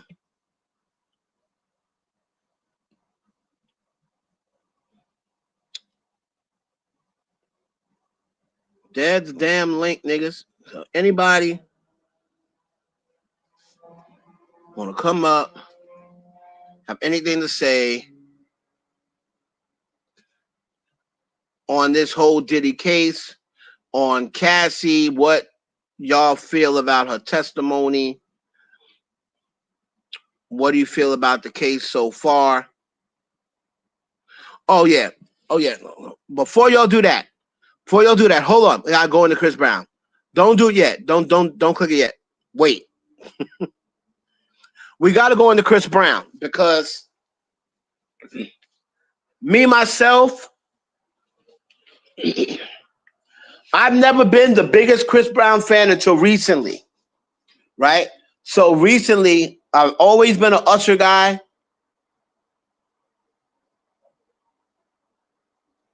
but recently I really started to like Chris Brown, right?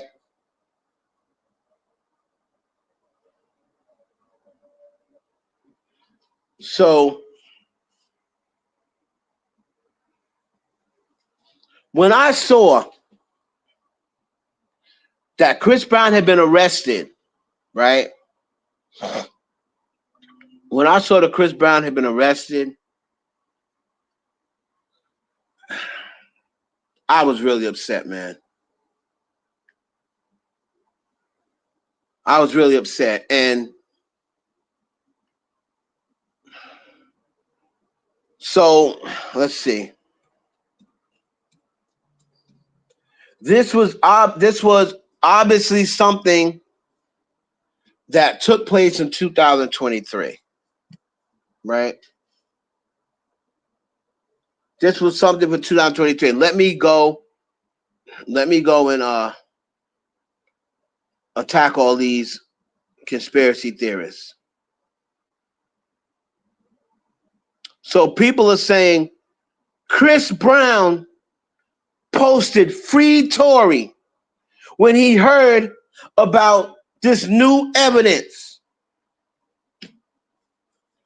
And all of a sudden, he's arrested in the UK. Rock Nation is behind this because Chris Brown said free Tory and it went viral. First of all, this ain't the first time Chris Brown said free Tory. That's the first thing. Chris Brown has said free Tory just like a month or two ago. Second thing, what the F does Rock Nation have to do with Chris Brown being in the UK and getting arrested for a case that was already ongoing? Right? How does Rock Nation responsible for Chris Brown going to the UK knowing that there's a situation that he has that is not handled yet? And everyone knows if you have a unpaid ticket in, let's say, St. Louis, Missouri, right? If you got an unpaid ticket and you have a warrant or a bench warrant for you in St. Louis, Missouri, you need to know that I can't get caught in St. Louis.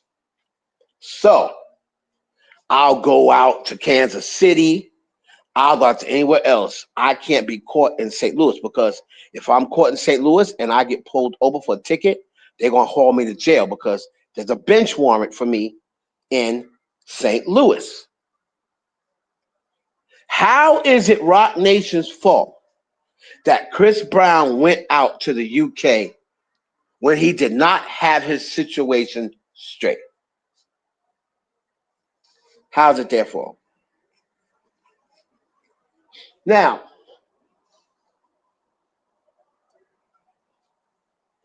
do you want to tell me that, well, nobody even knew he was out there?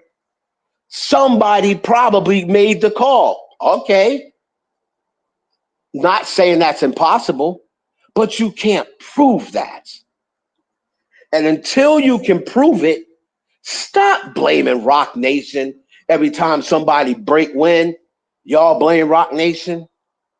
Every time something happened, y'all blame.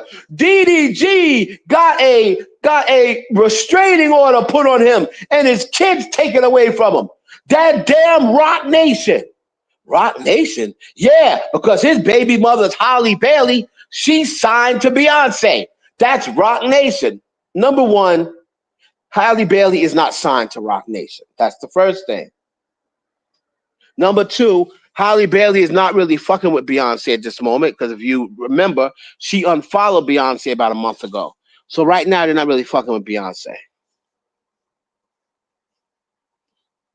And number three, Rock Nation or Jay-Z don't give a fuck about DDG. Unless he's he might even be, unless he's a Rock Nation artist. And if he's a Rock Nation artist, then you know that's a stretch. That he didn't do anything. DDG, according to Holly Bailey, chipped her tooth.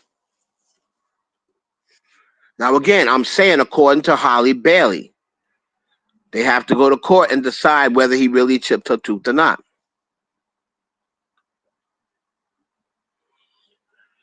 Now, DDG, again, like my daughter is into DDG, right? My daughter's into DDG. So she would know more about his career than me. Now, I know that there was rumors of him putting hands on Ruby Rose. A lot of people said that was cap. He never put his hands on Ruby Rose, but I know back then there was rumors about it before I even knew who he was. But Holly Bailey, he's going to have to prove that that restraining order came for no reason. But again, that has nothing to do with Rock Nation. Tory Lanez, you know they always thought that Rock Nation was behind Tory Lanez getting arrested. Now, Tory's situation with the evidence, or well, not the evidence, with the hearsay that there is a bodyguard who said Kelsey admitted to shooting Meg Thee Stallion and admitted to having the gun for Megan and firing 3 shots at Megan, and Tory Lanez tried to grab the gun from her and it went down and 2 more shots went off. Okay. Here's my only thing with that. Don't call that new evidence, because that's not evidence. If you want to say new reports, right, you can say that, but it's not new evidence, and I'll tell you why it's not. If this bodyguard had a recording of Kelsey when she was saying it to her husband, and he had a recording of her, that's new evidence. If somebody else came and was like, look, here's a videotape of that bitch going for the gun, we got her ass, and they see that, that's new evidence. This stuff here is not new evidence. It's just hearsay from the driver. Now, if you have some sort of proof of that, I've always said from the beginning, People have this notion that, oh, I hate Tory Lanez. I don't really know Tory Lanez. I don't really know his music. I've never been into him, so there's no way I can hate him because I've never really been into him. The only thing I've ever said about that case, and I still say the same thing, I never picked who was gonna win.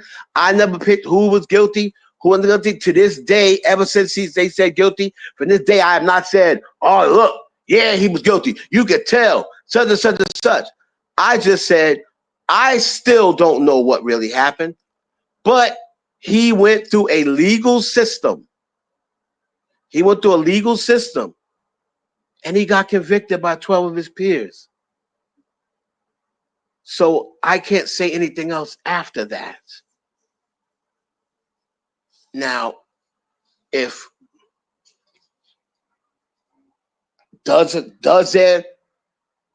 do I know for a fact Megan was lying about who shot her? Not talking about, oh, she was lying about Stephen Tory. We're not talking about that. We've already established that. Do I know whether Megan is lying when she says that she seen Tory shot her? No, I don't know that to be a lie. That's what she said. I wasn't there. Can I say that Tory Lanez is lying when he says, no, I didn't shoot her? No, I can't say Tory Lanez is lying. I wasn't there. But what I can say to Tory, the only thing I can do is look at a situation like if it was happening to me. Right? Now, when this situation first happened, and Tory, I love you. You're an entertaining guy. I don't care what you say. You're never going to convince me, especially at this time when nobody was talking about it.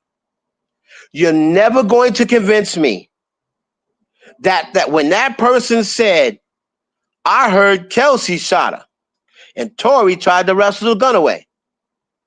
And then the Tory Lanez account said, that's not true. That didn't happen. You're never going to convince me, Tory, that was not you. You was not happy. No one had heard anything about someone else running your accounts back then.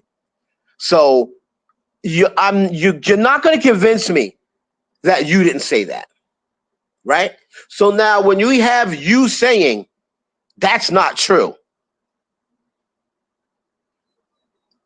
you can't be surprised when you come out and say Kelsey shot her for people to be speculative, because they're going to say, well, that's what we said, but you said it wasn't true. We was with you. We were saying that Kelsey probably shot her. You came out and said, no, that's not true. So, of course, people are going to be a little speculative.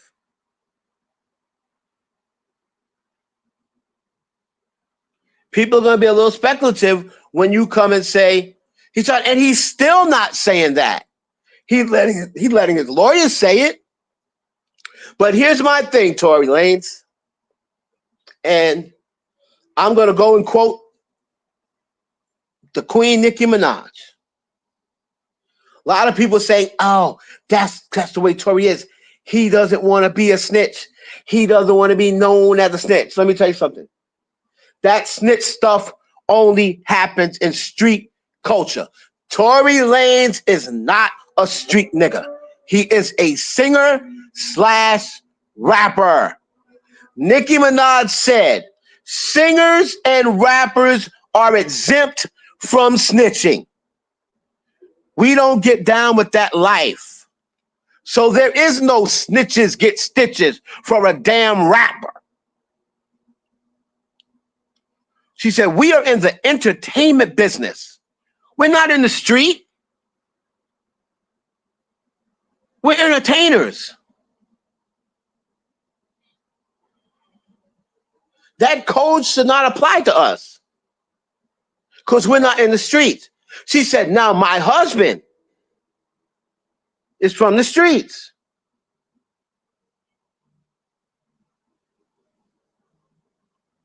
My husband's from the streets. I get it.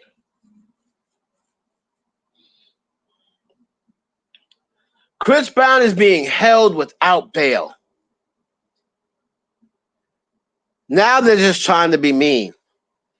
So his hearing isn't until June 13th. So that means it's going to ruin his tour, which starts June 8th. It's going to put a black cloud over his tour. I don't even know whether he's going to now do it now. And this is just messed up. And they said you face double time overseas. This charge, this is like some Brittany Griner shit. His charge is worth 10 years, y'all. Can you imagine? I don't even want to imagine it.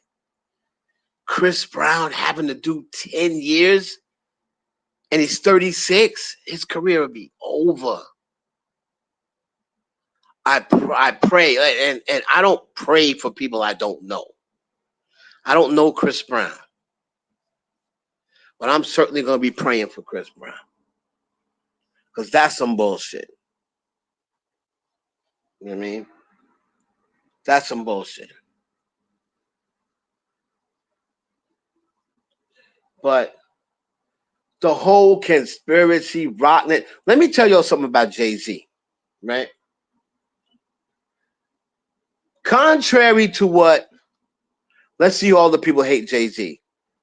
Barb's, Drake fans, whoever else, some of the Beehive don't like Jay-Z either. But I just want to let y'all know, Jay-Z is not thinking about y'all, man. Trust me when I tell you. Trust me when I tell you this. Jay-Z is not thinking about Tory Lanez.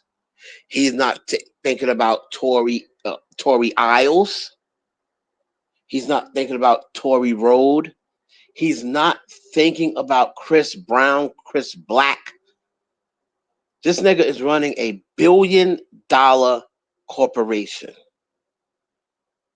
He's wrapped up in lawsuits right now. Right? He's wrapped up in a very high-profile financial lawsuit. Do you think that Jay-Z is going to go and set up for Tory Lanez to be stabbed in a prison with the chance of that one day coming back to him and pretty much ruining everything he's worked for? And he's going to do that. He's going to risk that to stab Tory Lanez, who's already in prison. Now, y'all know y'all don't believe that. It's just that y'all want to fuck with Jay. You want to have something negative to say about Jay-Z. These people are celebrities. I'm going back to what Nikki said. These people are celebrities. They are not mass murderers. Most of them, they are now in a position where they're millionaires and their families depend on them and their status.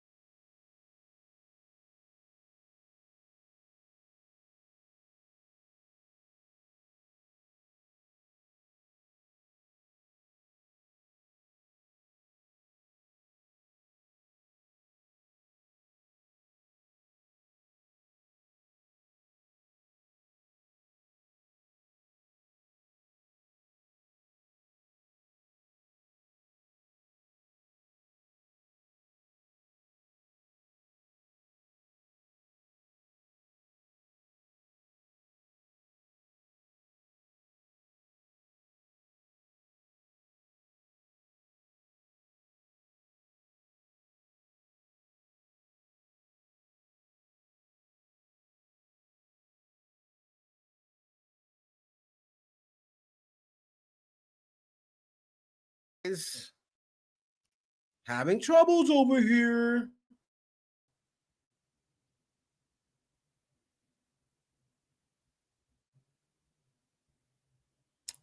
Hey. What's up, Pops? Can you hear me, baby? Yes, sir. Look at that smile. There go that smile. How you doing, Dad? I'm good. How you doing? I'm good. What we on? What we talking about? What you got? What you want to talk about? We can talk about whatever you want. We can talk about the Diddy. We can talk about Tory. We can talk about Chris. We can talk about DDG. Yeah. Right. Why don't you go down the line and give your take on all of them? All right. So I mean, we can start with the less. Chris Brown. I kind of feel like if you already knew about this, you probably shouldn't have took your ass to the UK. And my question for him would be, right. Have you been there between time? Or if this is your first time going back?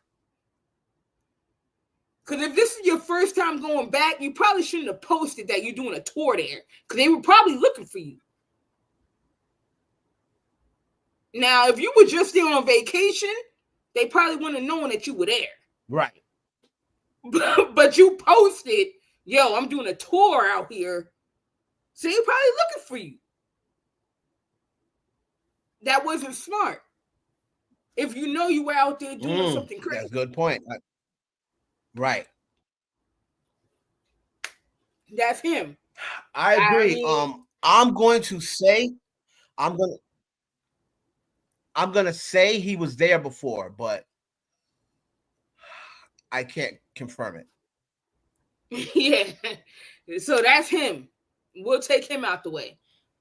DDG, you know me. I love me some DDG, but he hasn't been moving smart in these last couple of months. And I think Halle got tired and was like, all right, cool. You want to play? Let's play. Now, I'm over here requesting you can't even see your son but one day out the week for 6 hours. Because you want to play. And I've been seeing a lot. I've been seeing a lot that everybody hating on Halle, but it's like, y'all not making DDG take accountability. He's an internet type of guy. He puts everything on the internet. And Halle don't be saying nothing. We didn't need to know when DDG came online about a couple of months ago and was like, yo, she not letting me see my son, da-da-da-da. You didn't let the people know that, according to Halle, you done beat her head up against the steering wheel. You didn't let nobody know that. And she didn't say nothing either.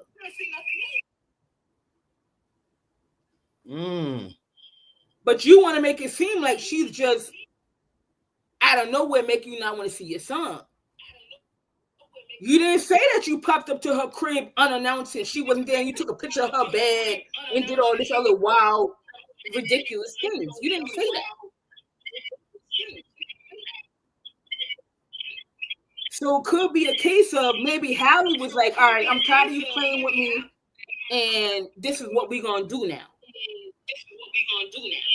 You don't ruin my vacation for Mother's Day. I'm on vacation for Mother's Day. Now I'm going to take a vacation to the courthouse and file this police report. See? That's what happens. Sometimes you just got to chill. Oh, my God. So... Oh my God! Go crazy stuff. Go on to the next thing. Okay, so it's gonna be all right. So the Diddy thing, I think that what they're trying to prove with the Diddy thing, which doesn't even really matter, is that Cassie was a willing participant, which is cool. That can be the case, but people need to realize this is not Diddy versus Cassie. This is Diddy versus the United States of America. Right. Cassie's just a key witness. She was subpoenaed to be there. Mm-hmm. And you can't lie under oath. So, right. But what does that say for? Do you think that Aubrey's gonna be subpoenaed? You think she's gonna be there? They said that Aubrey was going to they said Aubrey was supposed to testify today. If she don't make it today, it's gonna be Monday. I thought Dawn was supposed to testify today. I heard both. Oh, I only heard Dawn. What about Q from Day 26? Because you know that No. nigga was crying on Vlad TV. Yeah, they're not. From what I hear, Day 26 is like, nah, we're not getting involved in that. Then y'all are punks then. Y'all are punks then, in my opinion. Then Because what were y'all crying for? right, because they were crying, and it's like, y'all definitely need to be a part of. It sounds like to me, like y'all was trying to tell us something. Yeah, y'all were crying for one or two reasons. Either y'all got messed over, or y'all got messed with. One or the other. Right. So y'all could pick whichever one it was. Either way, we gonna need you on this stand. Right. And I think it was Q who got dealt with it the worst because he was the youngest. Mm-hmm. And if you remember, I just had this conversation with one of my old coworkers. If you remember, there was a time throughout making of the band where Q was having a lot of problems with other people in the group. Yes. He was just lashing out for nobody knew why he was just lashing out. Probably because Diddy was lashing out on him. We don't know. Right. Yeah, especially now that this situation has come about. Now it's really like, now wait a minute, maybe, just maybe, Mm-hmm. Diddy was messing with dude. And also with the Cassie thing, I kind of feel like this whole thing with Diddy was happening before Cassie, because you can't give me a logical reason why you make them guys walk for some cheesecake all the way to Brooklyn. You had to be on something. That wasn't a logical thing. That is strictly that's that power hungry stuff. No, that's that I'm on that stuff, and I know I can walk to get some cheesecake right now.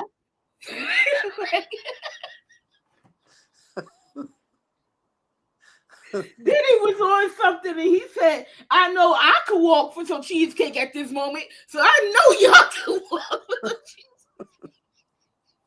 That's what he said? No, I'm saying when you up on that, when you on some stuff, you think you can fly. I got you. So Diddy's probably like, I know if I really wanted to, I could walk to go get me some cheesecake. So I'm just gonna make them do it.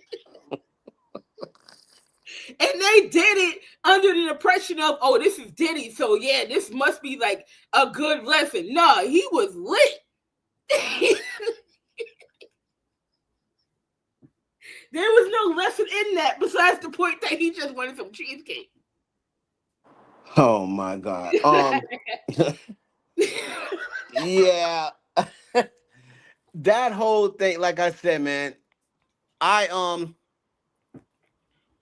know, hold on. When I worked and did my little thing for Diddy or whatever, like I said, I didn't really you can hear me? Yeah, I can hear you. I didn't really have much interaction with him other than that one time. So my whole thing with the impression I get from handling Diddy is he is going to see exactly who he can get away with what he can get away with from the jump. And depending on how you respond to him is going to let him know whether he can play with you or not. Because when we first was going to film, he was like, "Okay, good. So, you know, y'all can come out here. Y'all can get out here as long as y'all can get out here to Miami and such. You can be down. You can be down. The party's gonna be crazy. There's gonna be mad celebrities here. Y'all can get the interviews you want. And so then I'm like, okay, that sounds cool, but it sounded like you're not going to pay us for this. Like that's the way you're sounding, But isn't that part of the industry, right? pops? You find Right. somebody who's young, they hungry, Mm-hmm. maybe not take it as far as the extent that Diddy took it to, Right.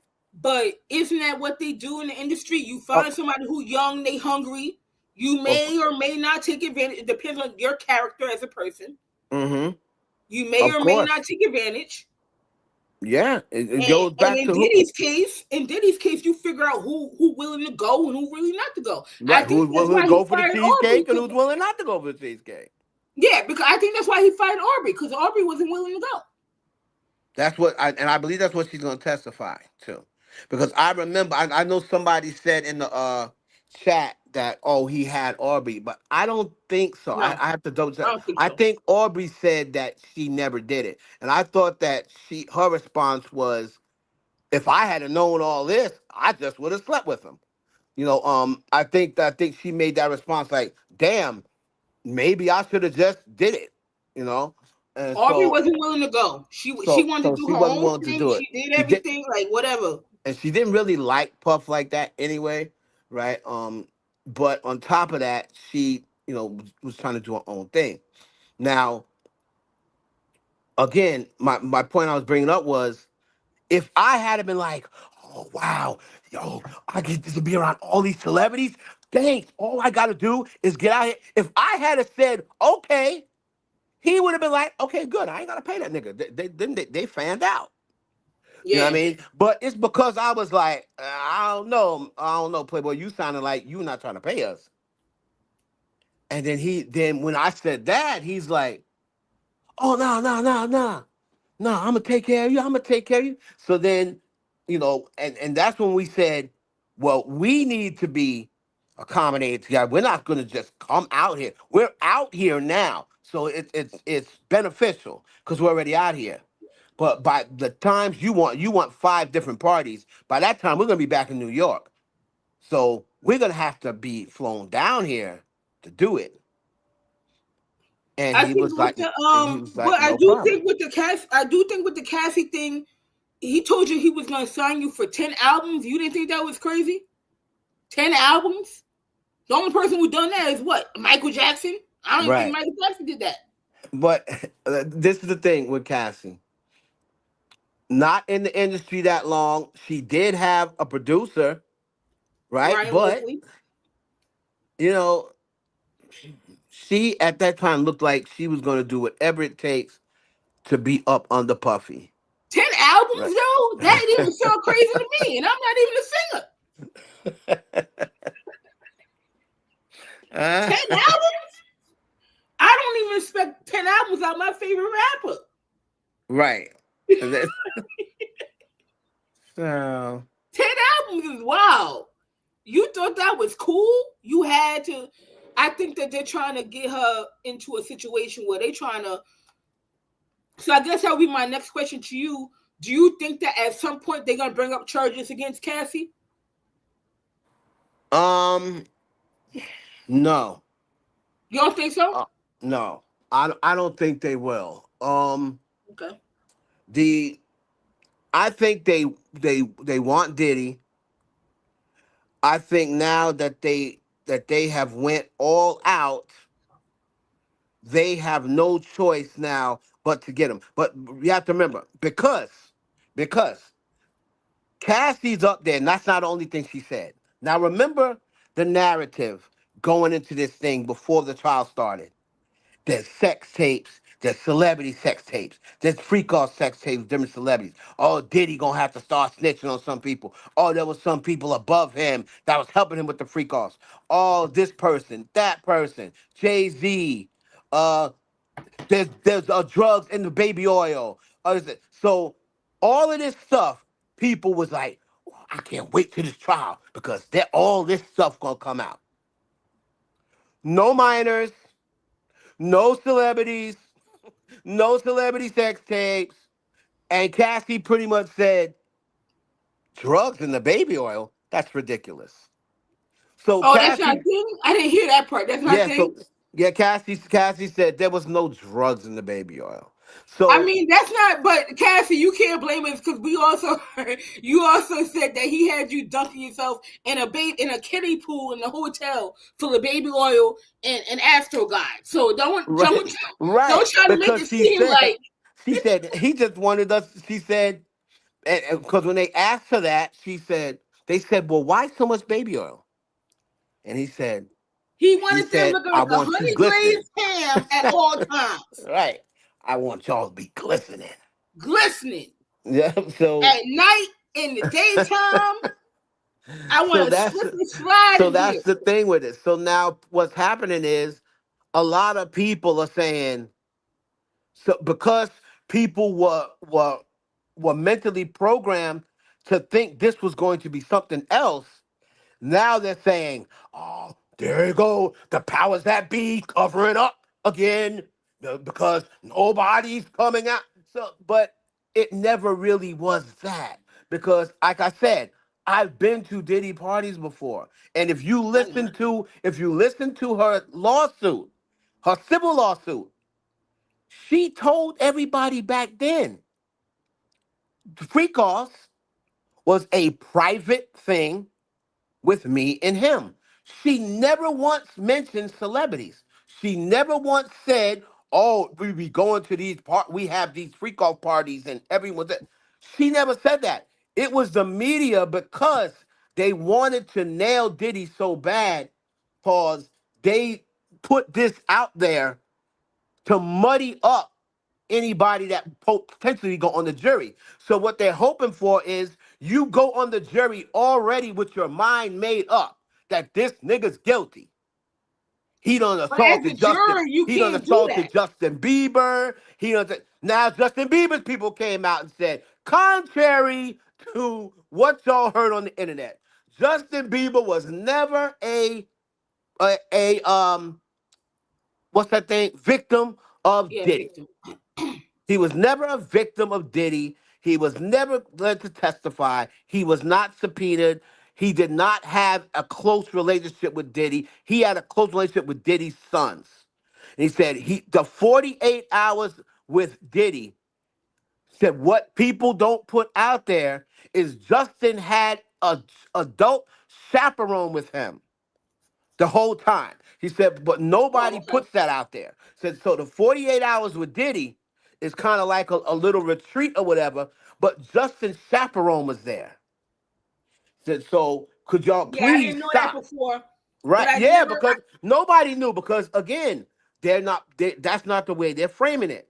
They're framing it like, oh, look what he did to Usher. You know, Yeah, but and I never said that Justin was acting crazy because of Diddy. I just said Justin was acting crazy because Justin is acting crazy. That's yeah, all I said about you. right. I never said, oh, he's acting like this because of Diddy. I just said Justin lost his mind somewhere along the path between baby, oh, and now. Right. Did you So, did you give your Tory Lanez take? mm, so with First, Tory Lanez, first of all, get well soon to Tory Lanez. That regardless of how yeah, you feel about Tory Lanez, mhm, regardless of who likes him, who not, that's pathetic. That's yeah, disgusting for that to happen to him while he's yeah, in prison. So right. and for something like that, that dangerous and thank God it looks like he's He gonna pull survived. through. Yeah, And you know that's a you lot. got shot 14 times and both your lungs collapsed. That's a strong dude. That's a strong brother, That's a lot. right? And so my like I said, my whole take on that is if you do have extra evidence, just bring it to the courts. Don't go on My whole social thing media. with It's not that. going to do you any good. Just bring it to the courts and fight this thing out on your appeal. That's So it. my whole thing with that is that I've heard a couple of theories, and they all have proof behind it. Okay. So we can start with the first one that I heard was that he got there was like a Mexican versus black race war Yeah. in the jail. Yeah. Now, I heard that what? too. Funny enough that I'm bringing him up again, given the circumstances, but Tory Lanez was featured on a song with DDG about a couple of months ago. Hmm. in the song, he was talking about how he runs the jail. You try me in the yard, I'm a cash app a hit out for you, and all the other stuff. So people were trying to make it seem like he already had some type of beef, and that was retaliation. Really? Yes. Then they said that the Mexicans felt like he was too comfortable in jail. There's rumors that for Christmas, everybody, and by everybody, I think they mean all the blacks, had commissary for Christmas that Tory Lanez supplied. Right. Tory Lanez paid for all that. And so you gotta think, if you getting this money in from other races or whatever, and now somebody else come in and they supply, you not getting your money no more. Right. Because they already got it. So it's kind of like if me and you were in jail, right? And you coming to me for your ramen and your honey buns and stuff like that. And then Tory Lanez come in and he's like, nah, I got you. I got you all the honey buns and ramen you want. You ain't got to come to me no more. Right. So yeah, I'm going to feel, because it's like, damn, that's my money. You don't interrupt my money. That's another thing I heard, that they felt some type of way because Tory Lanez came in and was like taking care of his folks. He was helping them get appeals and everything else. And that other people weren't really feeling that for real. Then I heard about the Jay-Z thing. That I guess a couple of days prior, he said something about Megan Thee Stallion and Jay-Z or whatever. They tied Jay-Z in everything for some. Yeah, they tied Jay in anything. Now, again, I don't know what. Now remember, he's got a restraining order against him. So, of when it comes to Meg Thee Stallion, so he said something else, even with a restraining order. He said something else about Megan Thee Stallion recently. I didn't necessarily see that. I just heard about it, and I do remember that when this whole thing happened, with Megan Thee Stallion about 2 to 3 years ago. Yeah. At some point after Megan Thee Stallion came out and said Tory Lanez shot me, Tory Lanez came out with a live, and he said that after that whole thing first blew up, before Megan Thee Stallion even came out and said that about him, he was going to come out with a statement. He said before he came out with a statement, he got a call from Rock Nation and said, right. And they said, yo, we heard you're going to come out with a statement. It's in your best interest if you don't do that. Right. That's what Tory Lanez said. That's what Tory Lanez said. Now here's the thing. Let me hit you this. And I'm going to get to Chris's comment.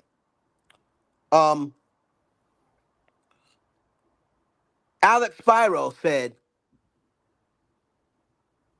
that's ridiculous. We never had a conversation with Tory Lanez. So now, here's the thing. Tory Lanez, at this point, I said, well, Tory, can you present us with an email or me? Because remember the original thing was they did this to Tory because he refused to sign with Rock Nation, right? Now, okay, you told us that. Is there any proof that there was ever a meeting with you in Rock Nation? Is there the proof that Rock Nation offered you to management? Is that because I can come on here right now and say, yeah, put up a picture of me and Megan Good and say, yeah, I was sneaking over Megan. This is around the time I used to sneak over Megan Good house. And I done presented a picture. And I put the picture up on screen, and me and Megan Good all hugged up, and I can easily say, yeah, I used to sneak over Megan Good house. That's what I'm saying. I can tell you I was with Rihanna yesterday. Right. And so if they don't come out and deny it or challenge it, people might believe you. So I know that Tory Lanez said Rock Nation offered him a deal, and he refused to sign with it. And that's why they did that. And that's just a little hard to believe. Like, listen, Tory Lanez is very talented, right? He's a talented guy. But very talented. He's a very talented guy. I can't see Jay-Z and Rock Nation saying, "Oh, he don't want to sign with us? Okay, we gonna set him up for that he shot Megan Thee Stallion." Yeah, I, because at the end of the day, even though Tory Lanez is a talented guy, you ain't no Rihanna. They got right, Rihanna over you there. ain't Drake. Like when it comes to Yeah. numbers, you're not Drake. Like you wasn't putting up numbers like that. I could see if he putting up numbers. Drake, 4 billion streams and he setting all sorts of records. Nigga, you don't have not one number one record. So I just Yeah. don't see Jay-Z risking his possible freedom and his possible company if that ever got out. Like, yo, they set up Tory Lanez. What I've learned dealing with social media and stuff and the internet in these past couple of about 5 years or whatever the case may be, is that people just come up with things that are simply just don't sound right if you think about Right. it. It sounds good if you don't want to use your brain. It sounds great.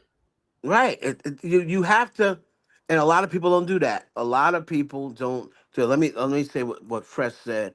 I'm in Okay. and out because of work. What's your thoughts on Chris Brown? So he probably Yeah. missed what I was Okay. thinking. And my thing on Chris Brown is, again, I feel bad. I feel bad for him. And like I said, I'm not even a Chris Brown nigga like that. But over the last couple of years, I've really started to connect and resonate with Chris Brown. And I think back to when he was just a little kid. And what happened? The funny thing is, your little sister, my daughter, had to do a project where she had to watch Mario's song "Let Me Love You" and Chris Brown's record "Say Yo." Yeah. She had to watch those videos, and so I said, and she had to pick out the differences between the Chris Brown video and the Mario video. So I sat down and watched it, and I'm like, damn, Chris Brown been doing this a long time, right? Because you look at him, he looks so young, and then when you think about like, wow, this kid, man, like started at 15, 16. He went through that whole thing with Rihanna where it looked like his life was over. And then he was able to recover from that. And then now he's like selling out state, like got blackballed, blacklisted, or whatever the case may be. And then he's selling out 80,000. I started really getting developing a respect for him that I probably would not have had if I didn't sit and watch that video and made me reminisce. Like, damn, this dude got a lot of hits, I I right? agree with you, but at the same time, and of course I can speak about it now because I don't care, and of course you know as my father, but it's like me and Chris Brown's situation was kind of similar, but also different because what I went through was a lie. What he went through Right. was true, but it does haunt you. It does Yeah. follow you everywhere you go, Yeah. whether Yep. it's true or not. So you kind of have to move in a way where you make sure that you don't get put in certain situations. So when the whole thing happened with Rihanna and you had multiple incidents after that, it's kind Afterwards. of like, Yeah. because I had my whole situation Yeah. and, I haven't gotten in trouble since. And that wasn't even true. And you Right. won't ever catch me back in Maine. So, like, if you know you did something, you probably shouldn't go back over there, whether Yeah. it's true or not, especially because you have a history. And even Right. if you don't have a history, it's going to haunt you. The whole Rihanna situation follows him everywhere he goes. That's the reason why he don't be on the award shows. Reason why he's not on the Super Bowl when he should have been on the Super Bowl. He should have been at Wow. the Super Bowl. He got to do everything based off of tours. That's the same thing as me as a That's civilian. I'm true. not even a celebrity. I can't even. Sometimes I get denied from a job because of that. So it's like you got to Right. move a certain way. Damn, It's just Chris. unfortunate because he's such a talented type of guy. He's such a talented guy. Yeah.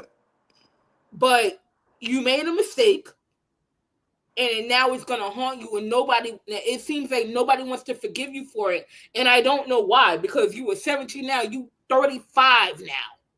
And that's you have a good point, man. And I think you probably answered that question in your take. So let's take Michael Vick, right? Hmm. Let's take Michael Vick. Michael Vick, the whole world hated Michael Vick because he was taking dogs and he was fighting pit bulls and pretty much killing dogs. He was fighting dogs, cruelty to animals. Michael Vick got sent to prison for 21 months, I believe it was, for fighting dogs. But and now people say, and you look at Michael Vick, he's he's coaching high school, college teams. You see him on TV. Here's what about Chris Brown? Here's the difference. Michael Vick has not gotten trouble since. Hmm. That's Yep. that's the difference. Michael Vick did not. He came home and said, "I don't care how much. I'm not even gonna own a. I'm not even buying a dog. Right. I'm not even gonna buy a poodle." Right? So I'm trying to I'm stay not even under gonna the buy a radar. stuffed animal dog. I ain't buying nothing Right. that got to do with I ain't got dog. nothing. I ain't even going over to the White House that got a dog in their house. So he basically said, until I'm over it, until I feel as though the whole world is over it, I'm not going to even get a dog. I'm not trying. But once after he got out of jail, then he waited like almost another year, and then he got back on TV because nobody had heard nothing else about him. Chris Brown, you out there standing over Carucci like, move, make one move, I dare you. He's standing over. They taking photos when he's standing over Carucci like he's threatening her, and then she's saying that he's threatening to beat up her friends, and he's jumping in her limo, unannounced and Wasn't uninvited. there a video not too long ago about him and Usher? Wasn't that like last year, the year before? Yep, and That's that what I'm and that saying. must have turned out to be true. Because why they don't talk no more? It must have been true. They were That's what I'm he had saying. Like you stay just getting in thrown him, trouble. right. He had just thrown Chris Brown a birthday party, and this is my little brother, and this, that, and the other. And then after that incident happened, and there was a rumor that Chris Brown and his boys jumped Usher, and then Yeah. people Usher tried to downplay it by just saying, you know what they always do when there's words that they got beat up. They come on live. This don't look like I got beat up. Beat up where? Yeah. Beat up where? I nigga, you probably put makeup on by now. But then he said, beat up where? But then if you notice, him and Usher unfollowed each other, Yep. and he don't tell. And then when I knew it was over, when they asked Usher on the Breakfast Club, they said, Chris, Charlamagne said, there's rumors that you invited Chris to join you on stage for the Super Bowl. Was that true? Usher said, I did not invite that man on stage. I said, oh, it's over. It's over. He said, that man, it's over. It's over. Jesus. So he said, I did not. And he said, so and so, nor do I have a problem with that man. And every other time it's my brother, my little brother. This Yeah. dude said, I don't have a problem. I don't have a beef with that man. I said, wow. Yeah, it's over. Yeah. And Chris, and then these other assaults. And again, even if they turn out not to be true, or later on a text message was exposed, your name keeps coming up in mess. Yeah. Always. Snatching girls' phones. You can't do that. You Yeah, can't. you don't do You can't you don't snatch do a a fan's girl's phone phone. into the crowd. You don't do now I understand you being who you are. You probably like, Shorty, what you on your phone? You on stage with me. Get your phone out of here. I Right. get it, but you have a history of being aggressive, bro. You gotta kind of move differently. Yeah. Then there was a time when, remember, there was a situation at his house with Ray J, and the cops came, and some girl said she got essayed. All that stuff plays a part in it. It's not funny, but it's like Chris, like, come on, man. you know, it's always something. It's always something with They him. remember, remember he's gonna beat up the Migos. Another situation. It's always You it's gonna always fight something with Soldier this dude. Boy? Like, You gonna beat yeah. up No, all the you're Migos? right. No, you're right, Pops. You just had to be for Quavo last year. Now, What now, I'm saying. now, listen. The beef with Quavo on record. Okay, I'll throw that out. That's art. But you was gonna beat up all the Migos at the BET Awards? Yeah, it says, and then of course, then you have the whole Carucci thing. It was pretty much Rihanna all over. Carucci testified, whether you want to believe her or not, she went into a court of law under oath and said you kicked her down steps. Yeah, at this point, Chris Brown, I don't care how many residuals you got. You gotta chill, bro. You're doing way too much. You gotta relax. I just seen him on stream with Kai Cenat about last year, maybe a couple of months ago. That's a Yeah. good look. Right. You Go can't on. be out here getting Even though I everybody don't, else. even though I hate Aiden, he was on stream with Aiden. Do stuff like that. Yeah, no, the Aiden stuff was that. Yeah, Aiden. When I seen Aiden with DDG, I was like, "All right, Aiden, somebody gotta tone you down." Because that's another thing, swifting off a little bit, is that I kind of feel like with the DDG situation, whether y'all know it or not, y'all need to be quiet. This is serious. Yeah. This ain't no DDG is being accused from stealing a Kit Kat from the gas station. This is serious. Yeah, it's Y'all serious. can't be so loud. You are being accused of assaulting Little Mermaid. Oh hell. That's another thing. It's the Little Mermaid. You don't got. She don't got an ass. She don't got that ass. Yeah, yeah. This Little Mermaid, dude. Like you guys to be careful. You guys to be careful. And Aiden But was there. Listen, oh, he's a father. Da da da da da. Aiden, you're not with this man 24/7. I None of know. y'all are. Aiden, shut up. You're not. I don't know why they let this fool in the culture. We got Kai Cenat. We don't need you, Aiden. He's been Like here since 2K. I we know that. got Kai Cenat. We got DDG. We don't need Aiden. Well, DDG, I Speed. think that I don't know. I think I love DDG. I love his music, but like I think that he needs to take a little break, and I think he needs to tell all of his friends who've been way louder than him, like, hey, I think he needs to pull everybody in a group chat and say, hey, can y'all like cool it? Like this Cool it now. yeah. Watch out. You're gonna lose control. That could go to Chris Brown. That could go out to Aiden. Whoever else. Anything Yep. else we got before we get out of here?